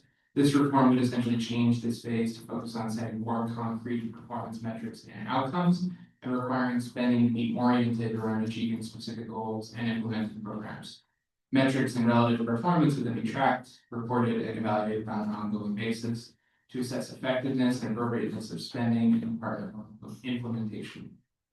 Third reform is to provide a longer time frame for the budget hearing process and to require departments to publicly present their budgets to City Council's Budget and Finance Committee prior to submission to the mayor. One item to note here is that in his presentation for moving to a 2-year budget, LA City Controller Claire Mejia suggested extending the budget publication and hearing process by a month. So moving the mayor's presentation of the budget from April 20th up to March 20th. And then finally on this slide is a reform to require a return to previous council practice for deliberating and voting on budget related items, by which amendments with budget impacts can be voted on at full city council rather than automatically sending those amendments to council's budget and finance committee, which has become current practice. Stakeholders claim that sending items automatically to budget and finance committee unduly elevates the power of the council president and the members of the budget and finance committee by requiring other council members to rely on those colleagues to have their items heard and incorporated. Next slide. And then lastly, our other reforms for budget process include increasing opportunities for in-person and remote public comment in budget meetings and incorporating civic assembly into the budget process. One thing to note here is that Senate Bill 707, signed into law by Governor Newsom this year, requires legislative bodies to provide a teleconferencing option for public participation and comment in meetings beginning in July 26 until January 2030. Next reform is to increase the threshold for council to override a mayor's veto above the current 2/3 threshold established in the charter. And then lastly, as we kind of touched on before during our discussion of police reform, adopting a community-driven and city-supported participatory budgeting process. This reform would create a requirement in the charter for the city to have an independent budget commission fully funded and resourced, made up of members of the public to carry out a parallel participatory budgeting process. And the commission would have the power to take a vote of approval or no confidence in the city's budget.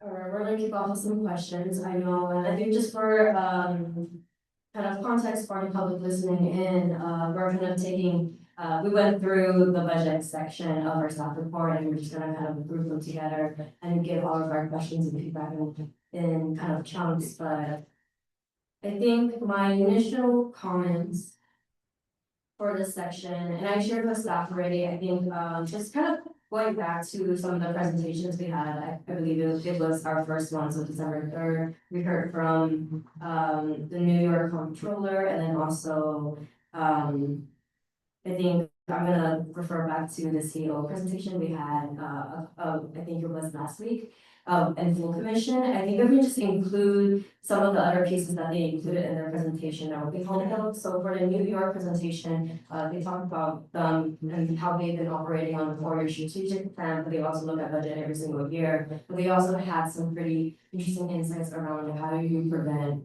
like the city from going bankrupt. I think those are some pretty interesting comments they made around budget that I would like to see included in staff report. I know it's not necessarily recommendations, but I think they are insights that and models that provides context for us. And so that will be helpful. And I think for the CAO portion, and so I think that's the first item around the 2-year budget.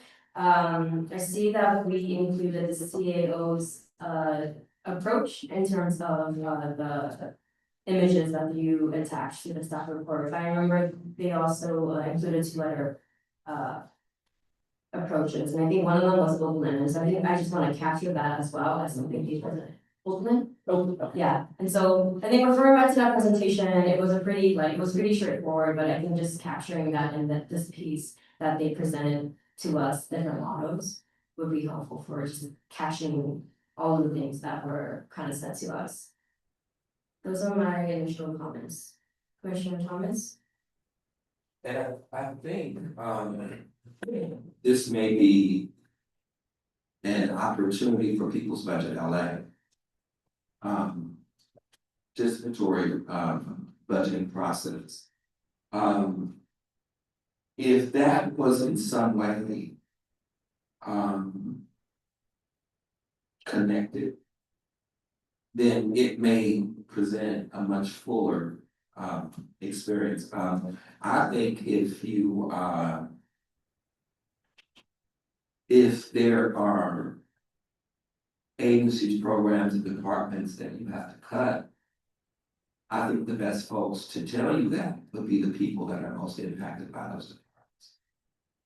And so I think that maybe one of the things that People's Budget LA brought out with the difference between when they did it the first time was this time people highlighted the fact that fire needed more funding. Maybe that's a direct consequence, but I think they were doing this even prior to the fires. But I think the people have a good lens in terms of what needs to be, what needs to be prioritized as it relates to city services and programs. And I think that should be considered in this budgeting process. And if it is expanded to 2 years, it does give the opportunity for something like that to happen. So I do think that it would be important to find a way to not only get departments to propose what their budgets would potentially be, but also to double check that with community to find out if that's what they would like to see, you know. Yeah, I think for number 7 too, where it says adopt a community-driven and city-supported participatory budgeting process. I think it is helpful to know, because I think it was in our presentation that, you know, like the people budget, they are administering surveys and getting responses from the ground. So I think that's worth mentioning here, that they are already doing it. I think on that page, I'm curious, because I know we're working with Rewrite LA to have their form of civic assemblies and even accepting responses and Rewrite LA. You said my break? Rewrite. Okay. Rewrite LA. And I know City Traffic's also, they are, like, we have our own survey as well. I'm curious, like, what have we gathered so far in terms of budget responses? And I know we have a town hall in person and virtual. I think these are kind of examples of community-driven responses that I think, if we can include it in here, I don't know if this is the place for it, but I think I'm just half-baked thoughts thinking it out, because we are already doing the work, and we are gathering it. And so, I think those are 3 examples of kind of community-driven responses that, can be included in budgeting process and getting feedback from community that we can kind of explore here. Yeah. Yeah, on the rewrite process, they will of course be coming to the commission with their recommendations and we, you know, happy after their culmination of their process, so we're excited about having them back at a mini assembly over the weekend. That was, you know, their first, and they'll have a broader, bigger assembly. I believe in early February. So we're looking forward to the process kind of playing out and then bring you back to the commission. On the outreach stuff, we're already doing both with survey and just general outreach, the fabric that helps augment that. You know, we definitely had some input on, you know, we had our, was it the open house town hall event a couple weeks ago where we had people, you know, just putting on sticky notes their thoughts on budget processes. So I think we'll have that kind of readout here soon and post that just kind of reflecting what people gave on comment at that event. Any other comments on this question? Okay, I think we're good to move forward with the next section. So the next section is periodic charter review. So the next section is periodic charter review. Periodic charter review is currently not discussed in the charter, but it is in statute in the Los Angeles Municipal Code. However, Fair Work and they proposes that this be added to the charter alongside the addition of periodic charter review. They propose specifically including the language to create enforceable deadlines for appointments of the commission members to avoid delays, allow the commission full scope of charter review, give the commission power to place reforms directly on the ballot, provide commission authority over staff and budget to provide further independence, increase the number of commissioners chosen, be an open application process, establish a permanent charter reform commission that focuses on charter review more consistently, add civic assemblies to the process to allow for greater diversity and representation and participation, and increase frequency of the charter review from 10 years in ordinance to 5 years. I think just also noting, and I had shared this with staff already, but that COA office also recommended 10 years, which they presented to us earlier when we first started this commission.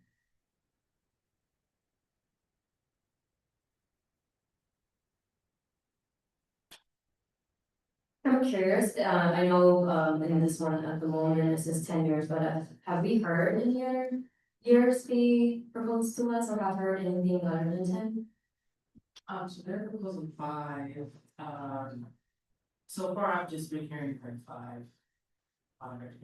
I think that the 10 is based also on the thought process that, you know, every 10 years you also have census. There's some synergy there. For example, if, you know, any commission wants to change a council composition, it wouldn't be enacted until after a census. What's the redistricting stuff? There we go. I'm curious, I think just for purposes of more research, if we can do kind of a breakdown like 10 versus 5. I think also just gonna throw out this thought, because I know in terms of periodic charter review, like any adjustments to charter eventually is going to have approval and then go to the ballot for the voters. Like, is it worth considering election years as well? I think that's just something that I've been questioning, and so I think just taking note on those three things, so 5, 10, and maybe even mirroring election years. Or bigger election years. Any thoughts from you or any questions, Commissioner Thomas? Yeah, I'm wondering what, in terms of what the difference. I like the 5 years if it means, because what it seems like happens is that when we do charter reform, it's starting over every time. And so if it's 5 years and it's starting over every time, I don't know how we get much done.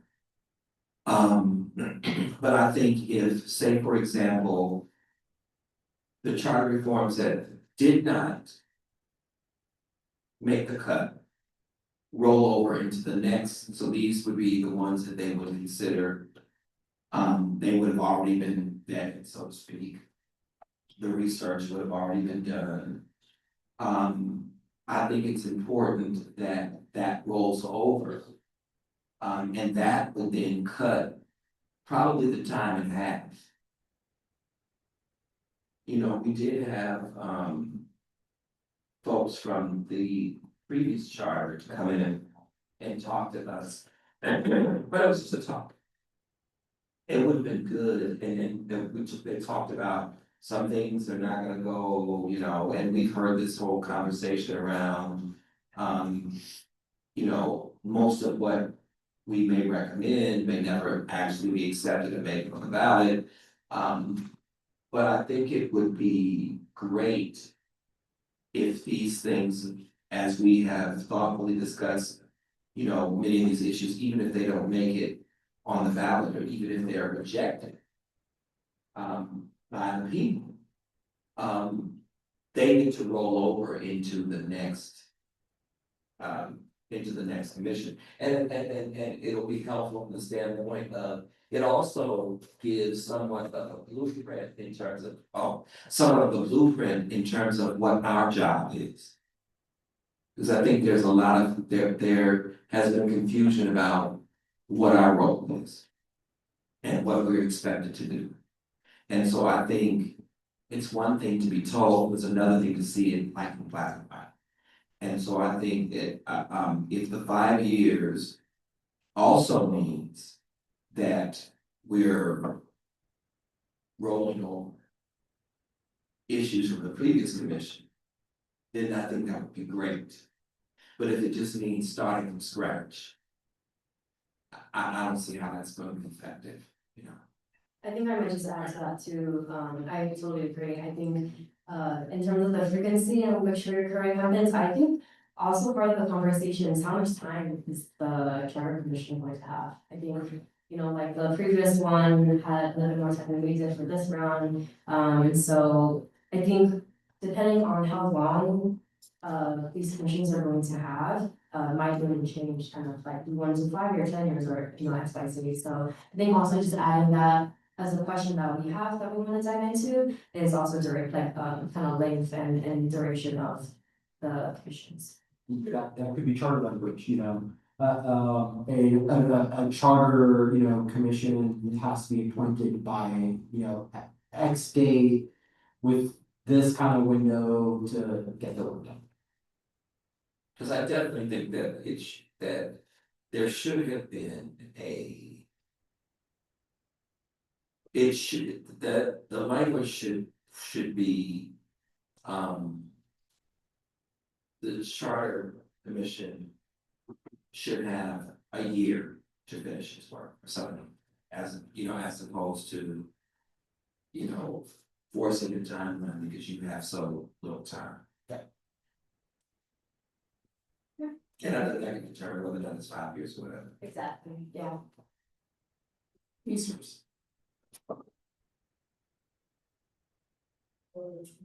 So the next section is about the LA City Employees Retirement System.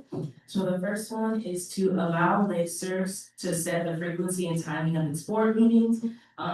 So Charter Section 503B regulates that boards must hold a regular meeting at least twice a month, which LACERS does on the second and fourth Tuesdays of the month.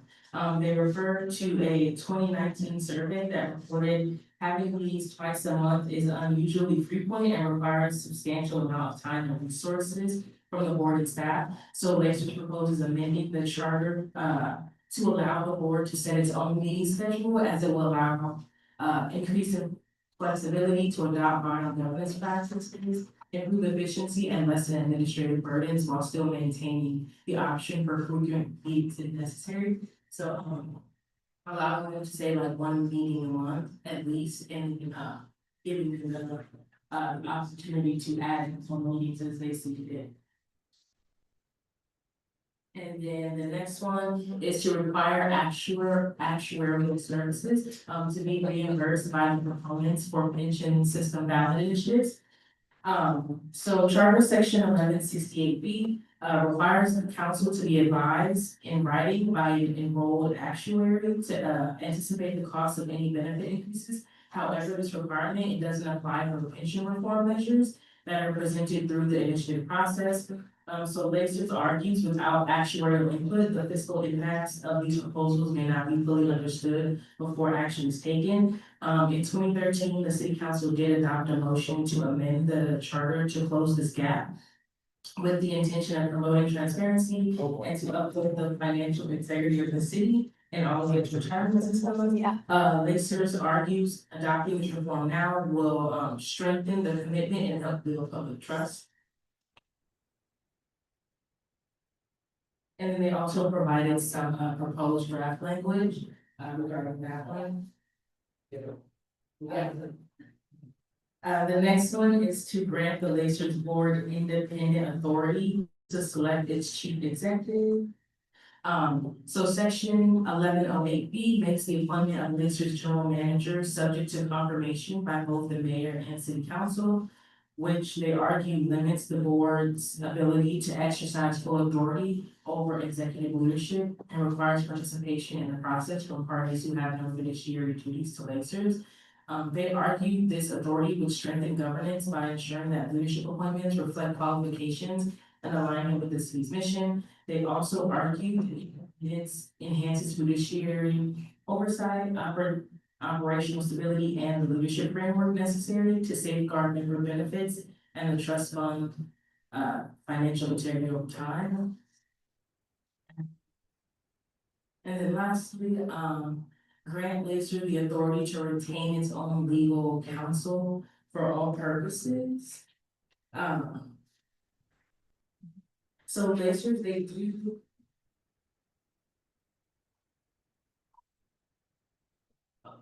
So LACERS is required to use a city attorney as its designated general counsel. There is also a city attorney's public pension general counsel division that provides legal services dedicated to the city's 3 retirement systems. But there are established policies and procedures for the LACERS board to contract outside counsel for specialized advice and services, and to ensure that LACERS can retain independent counsel when the city attorney deems there's a conflict of interest that hinders them from representing them. However, they argue that this recommendation is different because LACERS having the authority to retain its own, them having their own legal counsel for all purposes. Providing this authority to LACERS, they argue would expand the board's ability to exercise its fiduciary independence and reduce concerns over delays and challenges obtaining representation in the event of a conflict of interest. So due to this, they propose that they are granted the authority to retain their own legal counsel for all purposes. I'll just note that last one we're getting from a lot of different departments. And then for clarification, LACERS sent in a letter for this, right? Yes, these are all from LACERS. And I think we have a lot of context and also hearings, their proposed charter language, I think we all kind of just needs a little bit more time to look closer at it. Curious if they've reached out to present to the committee regarding these reforms. They, I don't recall, they didn't ask to present, they just wanted a letter here. And as I was showing, Commissioner Thomas in the index, I think retirement takes up the largest section of the charter. It's definitely a complicated section, for a lot of reasons. But we can definitely reach out to them, if you want us to, we've had some other groups that were like, oh, can we just send a letter? We made it their choice, but if the committee or any commissioner said, like, we'd like to follow up, we can, reach out. Yeah, I think that would be good because then we could ask questions. Okay. Any additional comments or questions for this piece? I think again, I also echo, it would be nice to have the opportunity to ask questions in person, so definitely reach out, let us know what they say. Of course. And I think our last section. So the last section is artificial intelligence procurement. So the Los Angeles Alliance for the Economy, recommends one, town community involved surveillance technology adoption. So they propose that residents and public sector workers should have a say in the introduction of new surveillance systems and technologies, and purposes of city services should also have a voice in the systems, government center. The next one, they propose is to ensure job protections with artificial intelligence adoption. So the charter currently does not address artificial intelligence procurement. So in response to this, they discuss the need for requirements ensuring that using AI will not lead to job loss for public sector workers, but will augment their work and help them be more productive in their service to the public. Rather than replace them. And then the next one is.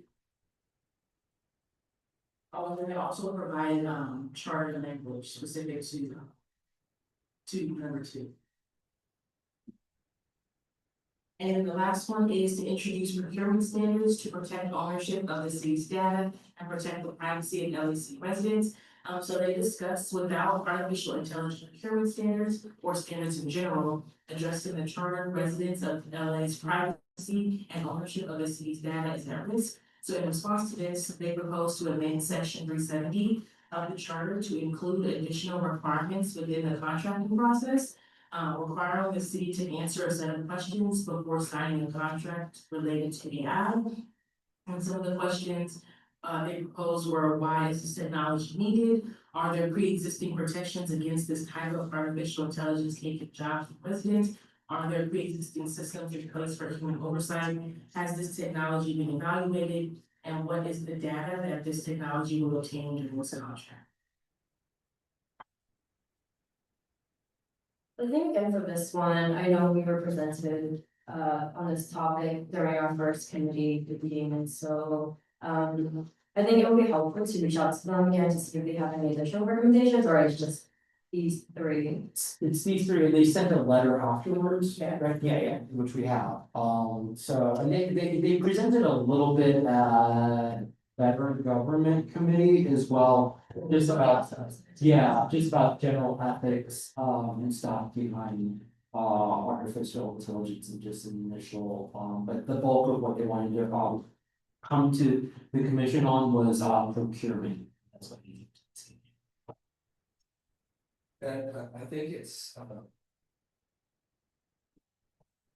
I think it becomes increasingly important when, because I wanted, Stop LAPD Spy to be one of the, organizations that spoke to us, and, they didn't want to.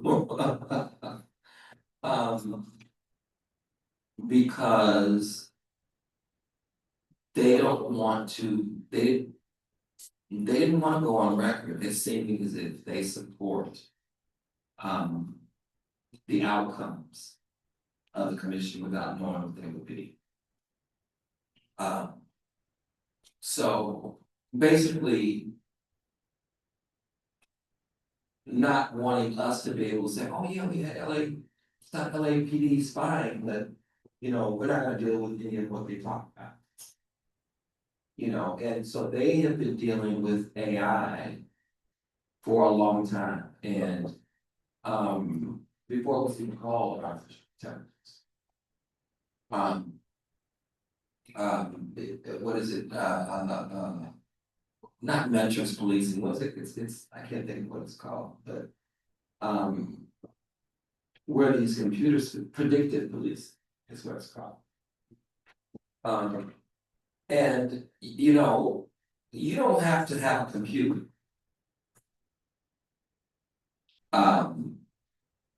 To have in your mind that crime is probably occurring in the same grid that I talked about earlier, where poverty is. So you don't need a computer for that. You know, you don't need technology for that.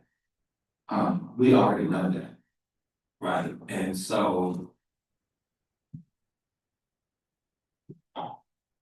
in many ways, people are believing that technology, predictive policing, you know, at some point, and I think they were referring to that at some point, these AI tools are going to be used to evaluate us.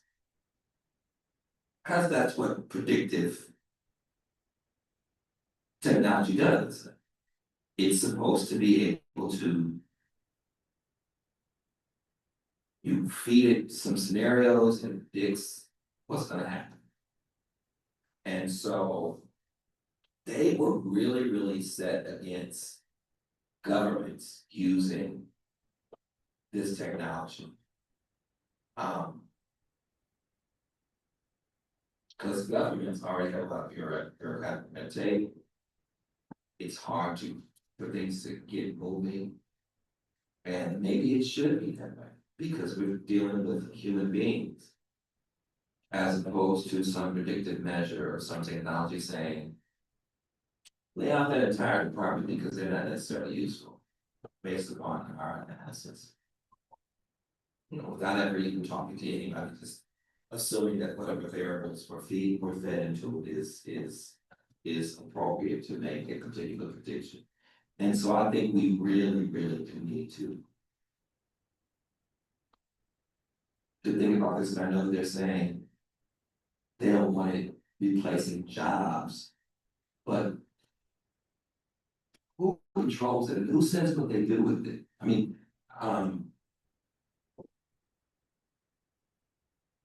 it is a way to surveil the thoughts of people. It collects the data. And, you know, I do think, oh, sorry.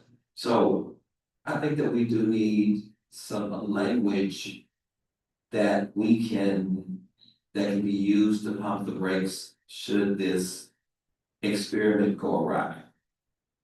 And the other thing too is that I think we also have to consider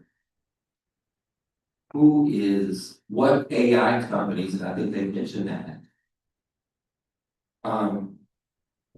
is the city gonna contract with? You know, are we gonna make somebody rich? We're gonna make somebody a millionaire with these AI contracts. Justin doesn't, Meta's not his favorite. So, you know, but imagine Meta. Imagine Elon Musk coming up with the perfect AI tool. Are we gonna contract with Elon Musk? Because I'm sure he's got an AI tool. If you have, well, that. It's helpful. Yeah. It's durable, it's resistant. Sorry. So I think, having some kind of framework or guardrails for not just the AI, but who gets the contract? I think on that note, I was also just wondering if we can get a sense of how the city is using AI currently, because I realized I don't even know. Sure. I mean, excuse me, we can definitely ask, other city departments about this. Broadly speaking, like I think I mentioned before, the city is a, Gmail city. So, you know, all of our, you know, online services, we don't use Microsoft Word or Outlook, we use Google Mail, we use Google Docs. And all of that also comes with Google's Gemini, which is their AI platform. So that is at least an example of how the city is implementing AI, throughout the city. That makes sense, and yeah, we're curious to see if there's other ways. Yeah. To reference it, but I think that's my version of this section. Perfect. Well, that brings us to the conclusion, and I'll just wanna, you know, at the top or at the end, kind of we go through that the timeline, for the commission is, we are gonna have subsequent meetings, likely a meeting on Thursday, and then many subsequent meetings, subsequent meetings of this committee and the commission on these topics. Moving forward, our calendar, and I'll be reporting out, on Thursday at full commission meeting. We've, made some adjustments to our January calendar that I've, informed the commissioners about, and we'll be talking a little bit about. Thursday, I fully am, and I've said this to commissioners, there will be always additional meetings that will be added, and shifted and moved and everything. We'll keep everyone as, apprised as soon as possible. Further, there's the online survey, which I will update, we are gonna extend past, December. The online survey, please, you can find it linked to our charter reform website. Please engage that way. We have more town halls, planned including December, we had one in December 6th, we have one on, February 14th. Happy Valentine's Day, folks, you're gonna be my Valentines. Deliberations and final recommendations, the process for, getting everything to the council by the beginning of April. Is April 2nd, 2026, in order to have recommendations placed on ballot by November 2026. And again, reminding everyone both here and listening at home to attend our meetings. Happy to host, if you're hosting conversations on this, please invite us, please invite commissioners, please invite staff. We're trying to make it to more events, and we'll continue to make it to more events. Like I said, there was a mini assembly that, Rewrite LA hosted, over the weekend. Please follow us on our social media, take our survey, and all those things. I think that about covers it. All I need from, you all right now is, motion to receive and file, unless you have any more questions. One quick question then. Sure. The intention for us to talk about, personnel is for the next staff, or staff report. Sorry, what, In terms of attention. Oh, yeah, so, we're still working on some of those details, as you're aware, the chicken or egg conversation here was, when does, meet and confer happen? Does it happen after charter recommendations from our commission, or does it happen before? And we are now firmly in the place where meet and confer will have to happen before. So, per state law, which I think is, noticed somewhere in our full report. So we're still working on the timeline for when, for example, the personnel committee, the personnel team, staff, general manager, Malika will be able to come back and give recommendations, so stay tuned on that. I don't have a firm answer. And then similarly for, I think Thursday, for the temperature check, we're with, the rest of the full commission. Are they allowed to touch on, their current kind of like temperature check on personnel? Things that we have heard, or should we just look into that? So I believe it's phrased as, item number 1 today, relative to potential personnel budget, related charter amendments, including but not limited to, it goes to the list. Personnel is not, again, limited to the report doesn't have much on personnel. So I believe we'll go through what we just went through today. Okay, that's a that's, That's what I discussed with the chair as well. okay. And so I have a question. So, if we're talking about defunding the police,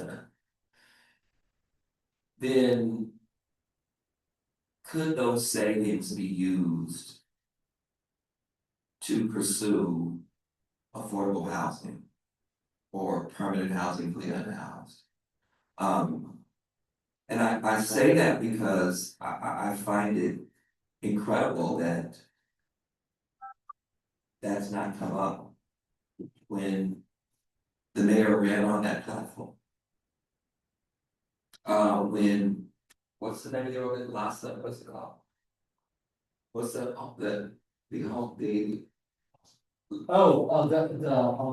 right, agency, yes. yeah, the agency. Yeah.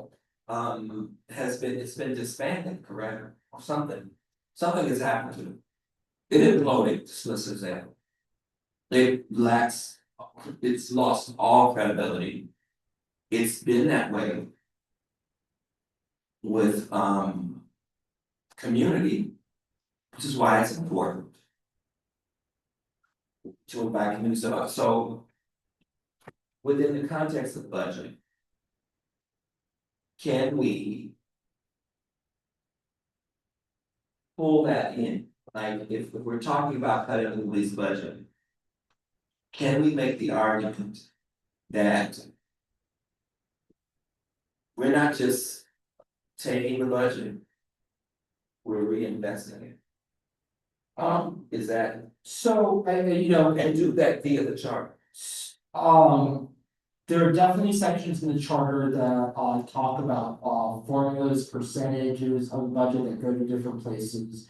Some committees are talking about that, some some commissions definitely have feelings about what's called ballot budgeting.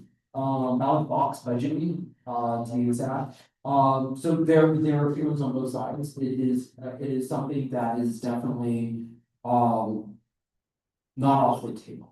I think what we framed it as so far in our staff reports is just changing the process of the budget.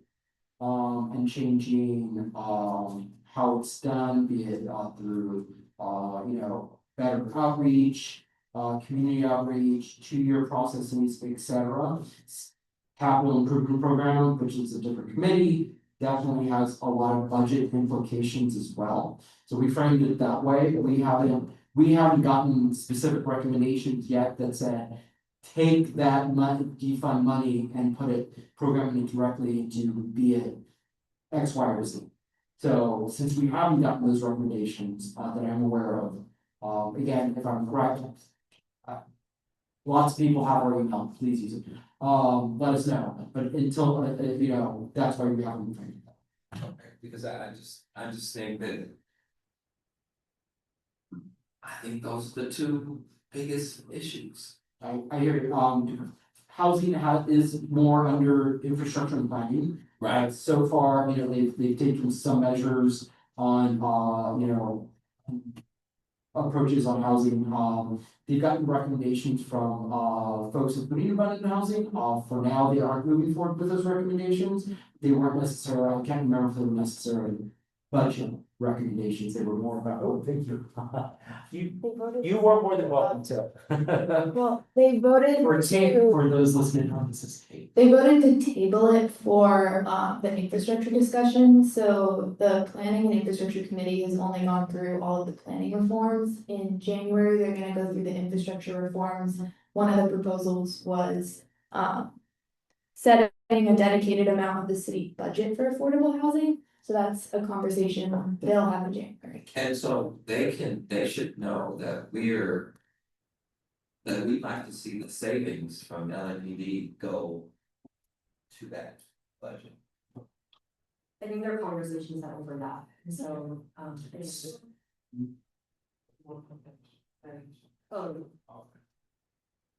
but I think, again, we had further conversations with some of the items that once we get further with this process, a lot of our committees and the things we're looking at are going to start to overlap, and so I think that's when, you know, the full commission is gonna come together and deliver it on those. Yeah. There'll be, at some point, there'll be a lot less. Quite frankly, because of the time constraints, there'll be, you know, committee work will end because we won't be able to bounce back and forth between committee and commission. It will just be bouncing between commission meeting and commission meeting, so it doesn't, you know. To be efficient. Again, all of it is recent. Right, on that, I'm gonna entertain a motion to receive and file the presentation and staff report for today, and then also adjourn. Is there a second? Second. Right, any objections? Seeing none, this meeting is adjourned at 8:07 PM. Thank you everyone for making it out, and we'll see you at the next meeting. Thank you. We had everyone else to do over to as a bus. You're on, I'm out of here. Justin, I locked your computer, so I don't think the meeting turned on. I lost the mouse and then I lost.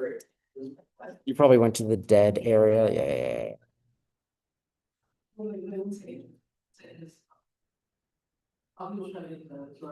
It worked out. Oh, perfect. Yeah. Okay. Where are you? Here. Oh, I think you click the red. There we go.